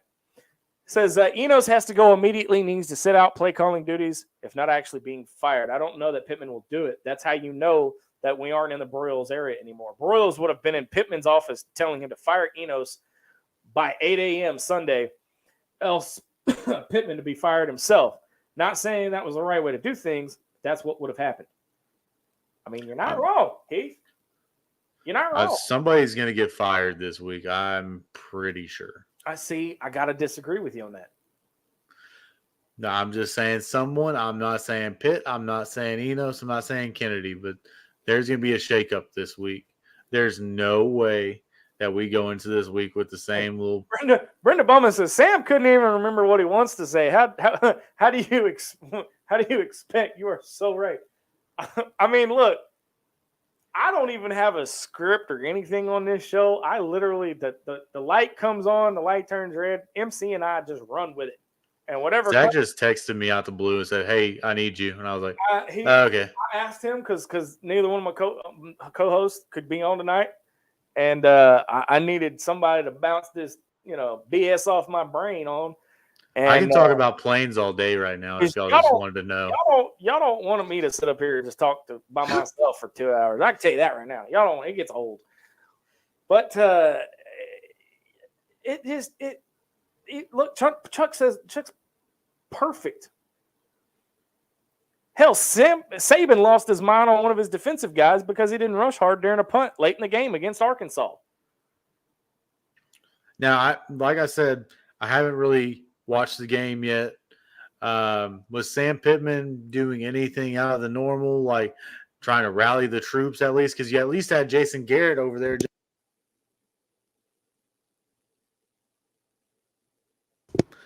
I had to mute for that. Did you really just mute for that? I don't think you wanted to hear me clapping. Your mic cut out. I was like, what the hell just happened? I was literally Sam Pittman for a minute, and I went, what the hell just happened? Brad thinks that someone goes this week, and I'm sure there's a meeting going on in that. What was that the pit boss office, Hawg office? There's probably a meeting going on right now. Mama Linda says Casey is a bit under the weather right now. Prayers, please. If y'all don't know, Casey Sutton is our #1 fan, and yes, I say that, and I say it with confidence because let me tell you why. She's been with me since day one. And not only that, she's kicked cancer's ass twice. All right. She's kicked cancer's ass twice. All right. So if you guys could say a prayer for Miss Casey tonight, I would appreciate it. Sam Jones says, the fact the man can't formulate a coherent sentence has always bothered me. He speaks in Southern euphemisms and generalities. It's all good old boy speak. I hate seeing Pittman do public speaking events. It's cringeworthy and Biden-like. Whoa, whoa, whoa, whoa, whoa, whoa, whoa, whoa, whoa. Whoa, whoa, whoa, whoa, whoa, whoa. First off, whoa. I'm not touching that with a 10-foot pole. Just gonna say, whoa. I ain't touching it. Nope. Katie says, I'm honestly shocked we have not had a player enter the transfer portal, or did the rule change? I think there is a rule change where they can't technically enter the portal, or like they can't file the paperwork saying they're in the portal, but they could always say, yeah, I'm leaving.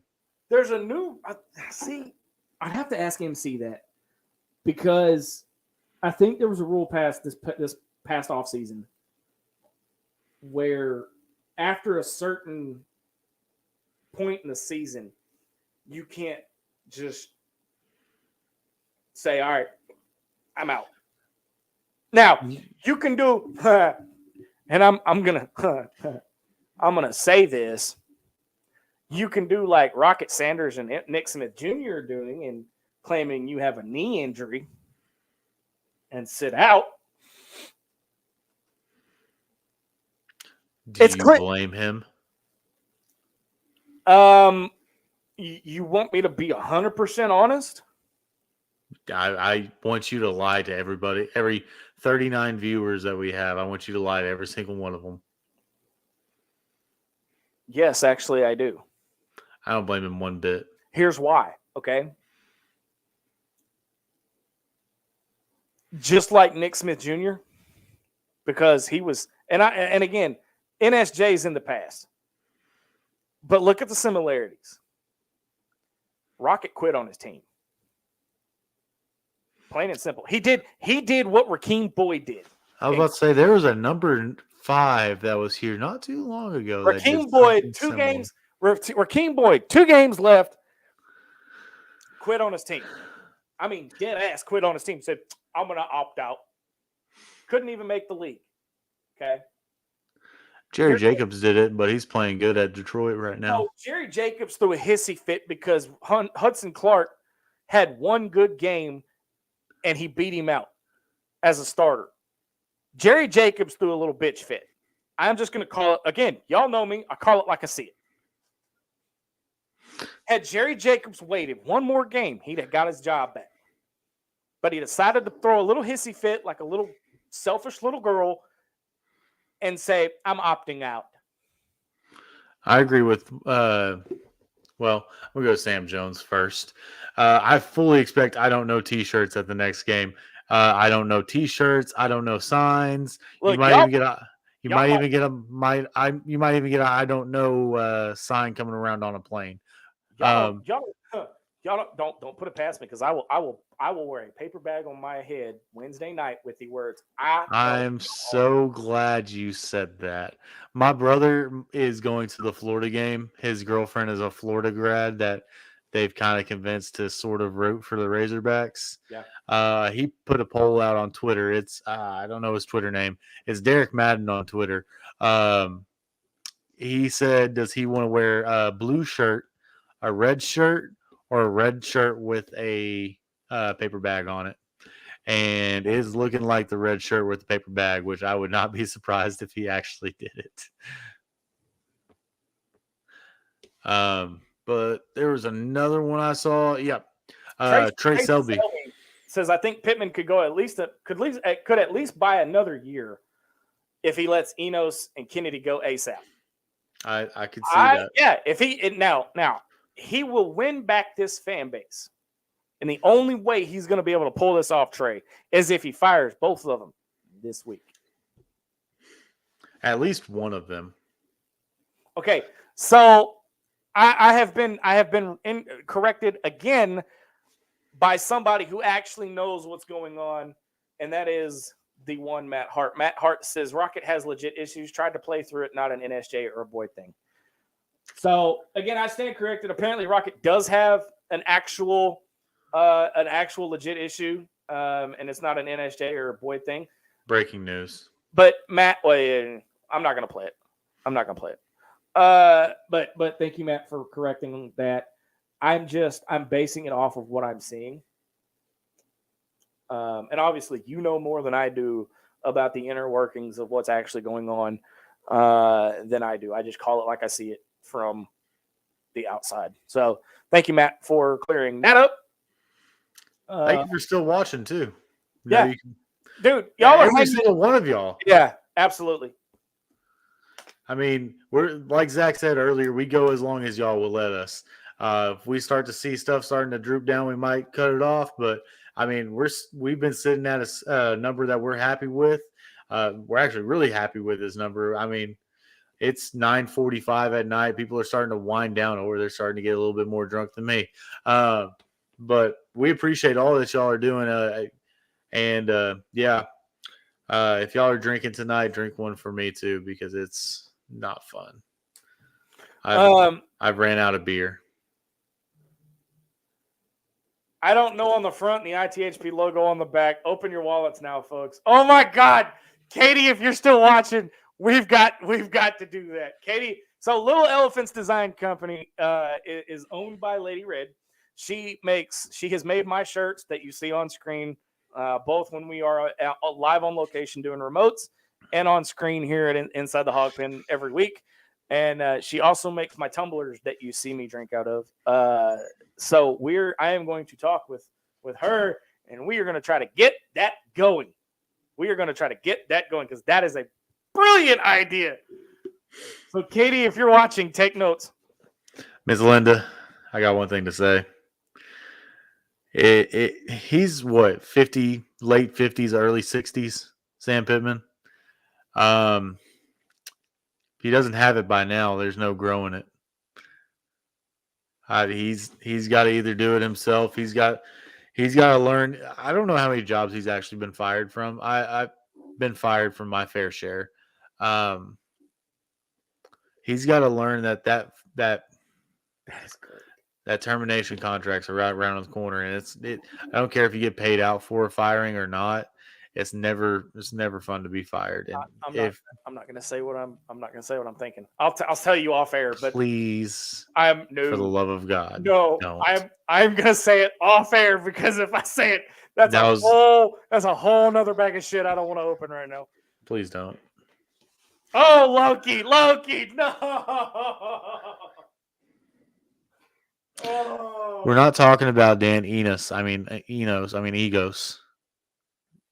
Oh my goodness. Dwight Raleigh, my boy, another longtime fan, says, did I miss the gripes from the fans chiming in yet? Nah, there's not been a single gripe. We're all on the same page right now. Yeah, we're all on the same page.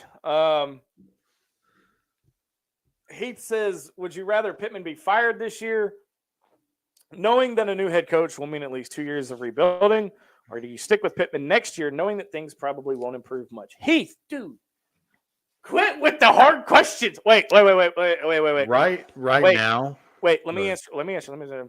To be honest, I don't know what to do. I can't make the decision fast enough.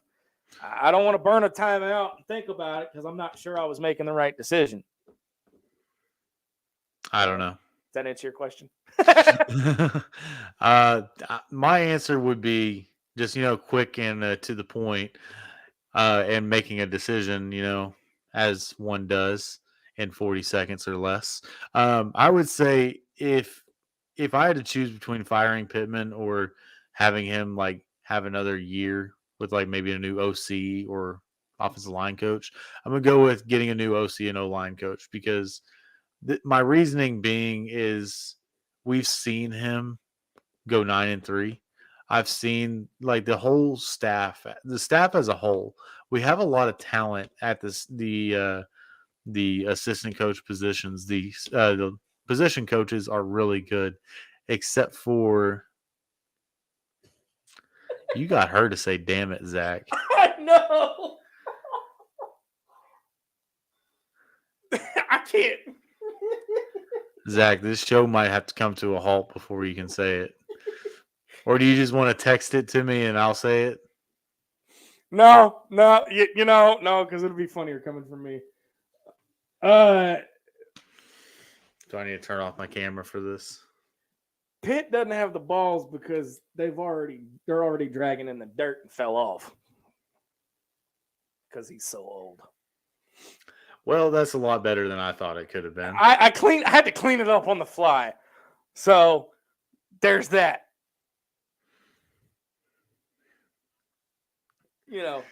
Things get older, they sag. Just gonna leave that right. I was gonna say they're probably in his wife's purse. That's what I was gonna say. I mean, that's a possibility too, but that's all the coach bashing personally that I'm gonna do. All right, it's ITHP After Dark. That's the only one I'm gonna say. You'll never hear me say it on the actual show during the week because MC will have my head. He sure will. But I mean, in all honesty, by the way, Florida State has retaken the lead 31-20 with 8 minutes to go in the game there. Utah is up on USC 31-23, also 8.5 to go in the game. Alabama comes back and beats number 17 Tennessee. I had a text message loaded and ready to go. Ole Miss finally holds on and beats Auburn 28-21. Let's see. I think that's all. 34-12, Missouri over South Carolina. Not a big surprise there, but drinking Missouri. Hold on. Zach, hit the breaking news. Hold on. Give me a second. Oh, no.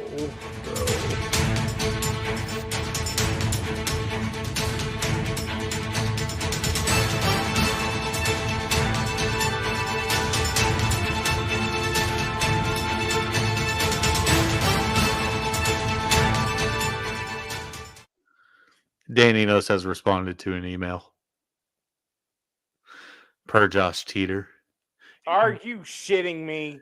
Teeter says he has no idea if this is real or not, but I'm going to read it to you. The email says, Mr. Enos, I think you should quit your job because you're bad at it. I don't even watch much football, and I can tell you're not a good offensive coordinator. Please and do not return. Thanks, Taylor. And there was a response at 8:52 from a Mr. Daniel Enos.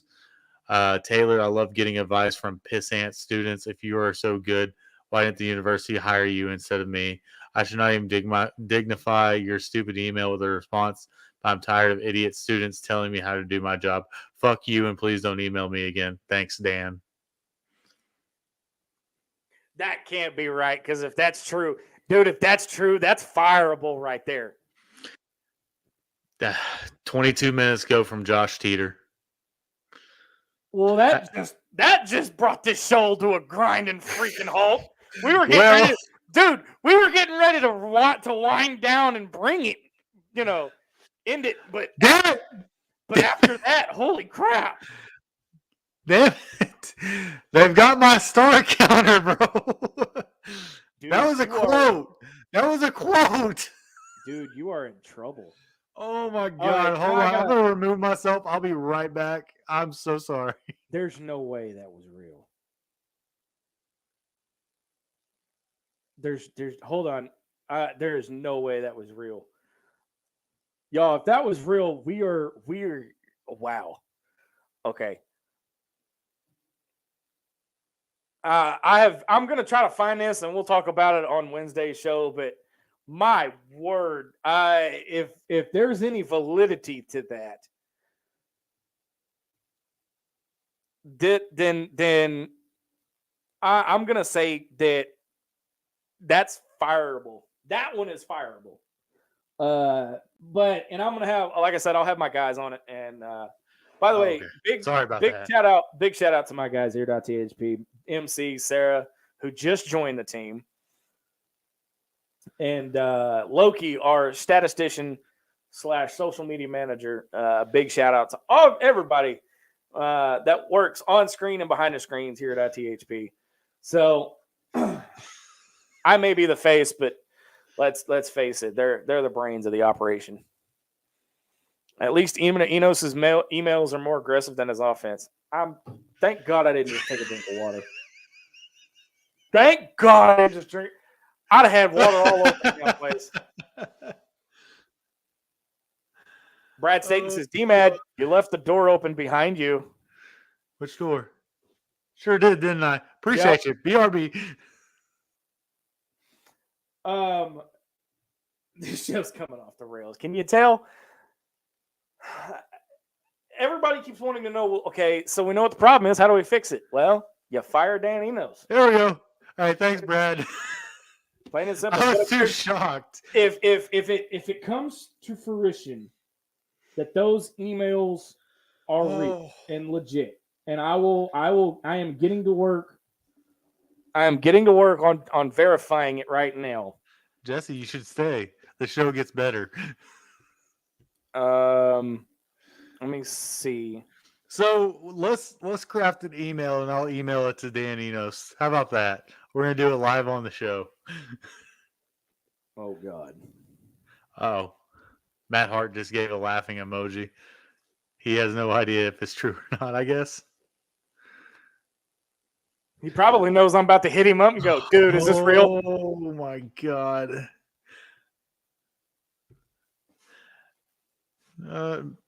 Maybe Enos knows it's over and going out with a bang, unlike his offense. All right. It looks like Teeter took it down, unless you're seeing something that I haven't seen. I'll screenshot it real quick. He probably did. Yeah, he definitely took it down. I was gonna say it's not up anymore. Yep, post has been deleted. So I'm wondering, it might have been fake, but if it was, that was a good one. I'm not gonna lie. If that was a faked one, dude, it's wow. I mean, the good news. So there is good news coming out of today. There is good news coming out of today. Arkansas picked up a commitment from Evan Noel, who is the nation's top-ranked kicker in the 2025 class. So there's a little bit of good news. Hey, guys, by the way, Scott Fountain is not a bad special teams coordinator. I'm tired of seeing it. He's not the reason the special teams has been bad. It's just been bad because we're a bad team. Dear Enos, you are made of fail. That is all. Sincerely, everyone at ITHP. Short, simple, to the point. I kind of like it. Enos, oh, God. There you go, Zach. Read that one. Enos hurls an F-bomb before he takes a deep bomb during the game.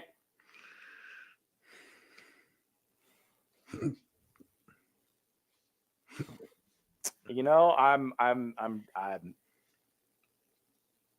not surprised. Not surprised one freaking bit.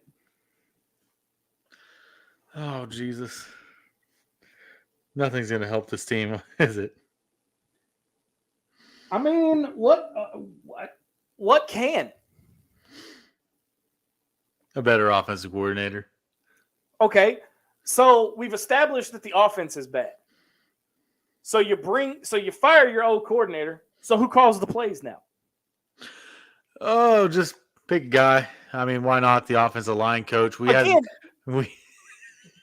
Okay, so you fire the offensive coordinator and the offensive line coach in the same week. Then I'm only playing devil's advocate. I'm only playing devil's advocate here. But if you fire these two, who calls the plays? I've got my answer. I'm just waiting for y'all.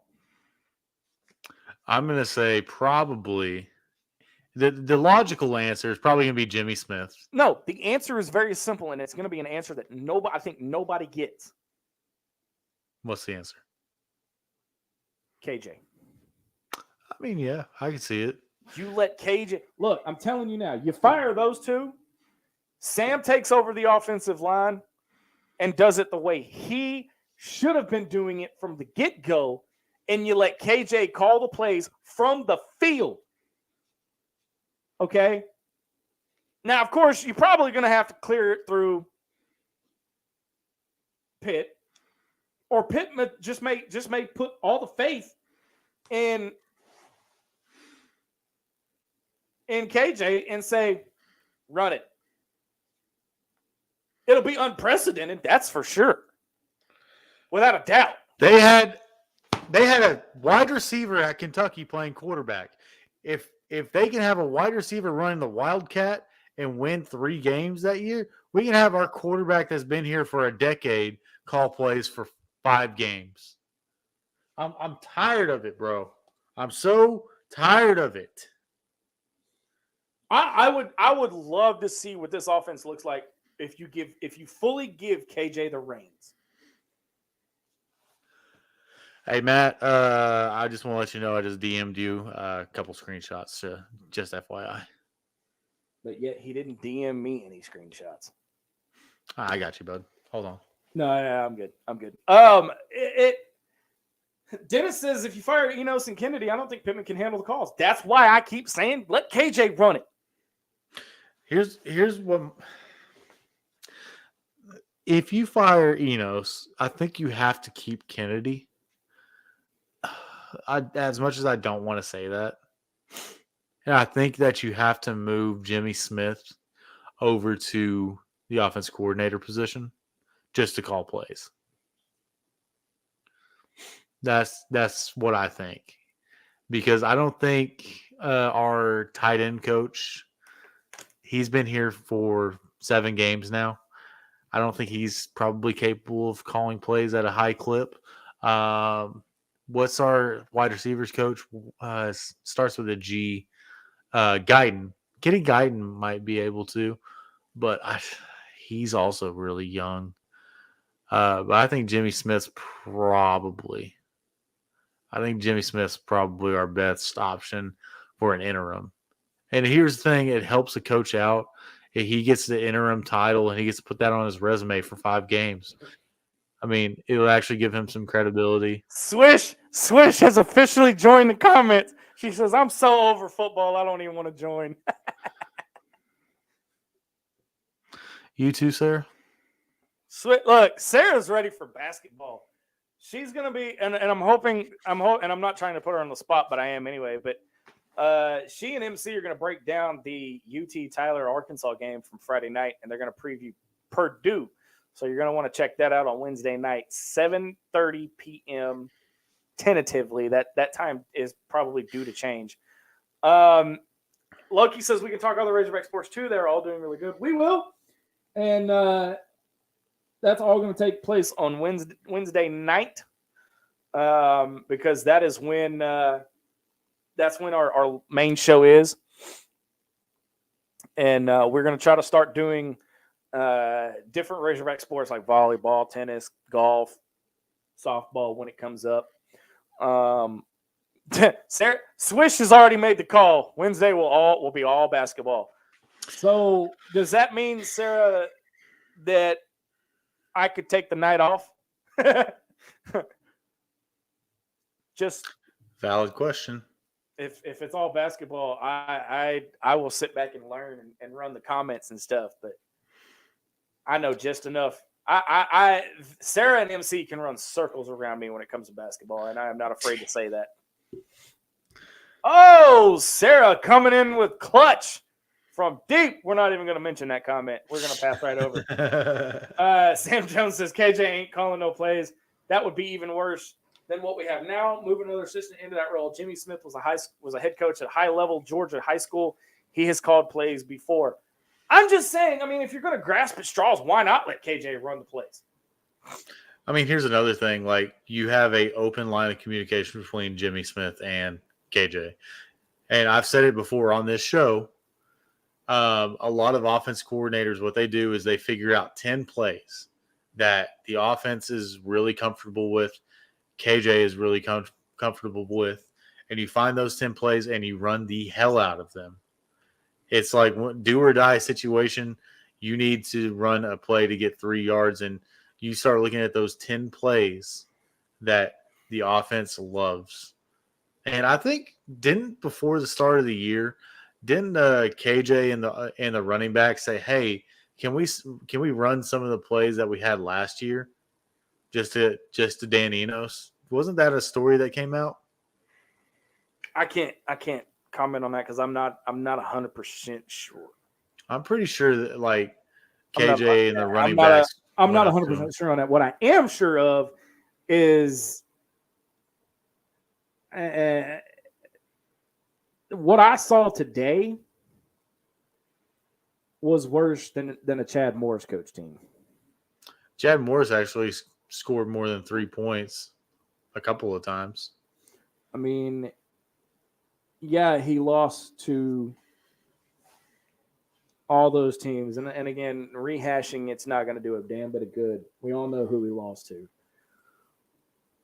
But at the same time, and I'm going to try to get comparison stats for Wednesday's show just to touch on it from last year's Ole Miss or Mississippi State game to this year. They're a stark difference. Stark difference. It's just you can't run it all day long and expect things to change. Your running game hasn't been there all year. Slow developing plays do not work for this. No, offense. no, they don't. They don't. They Whether it's don't. a freaking counter play, whether it's a double tackle guard pull, whatever it is, it has not worked. And what is the definition of insanity? Doing the same thing over and over again, expecting a different result. But at the same time, okay, we said the same thing about Enos. Run, pass, run, pass. Now it's just straight run up the middle. We said the same thing about Houston Nutt. He used to run it up the middle. But now you're throwing bubble screens on a 4th and 2, and you lose 5 yards. I've been running that play all year, and it hasn't worked. The only time it worked was the second play of the game or the second play of the season when Jaden Wilson took it for 80 yards. That's the only time that play has worked. And that's also because they had a safety take a horrible angle, or that play probably would have been stopped for no gain. But no, the safety took a horrible angle for, Who Cares University, Western Carolina, and ran into a block. That's what sprung him loose on that play. I just man and zone run plays. Yeah. Man and zone run plays. Yeah. We're going to take one more break, and then we're going to wrap it up here on a special edition of Inside the Hog Pen, ITHP After Dark. It's the rant show, as it's come to be called. Stay with us. Final thoughts and closing time coming up right after the break. You're listening and watching Inside the Hog Pen on the Sideline Radio Network. Back right after this.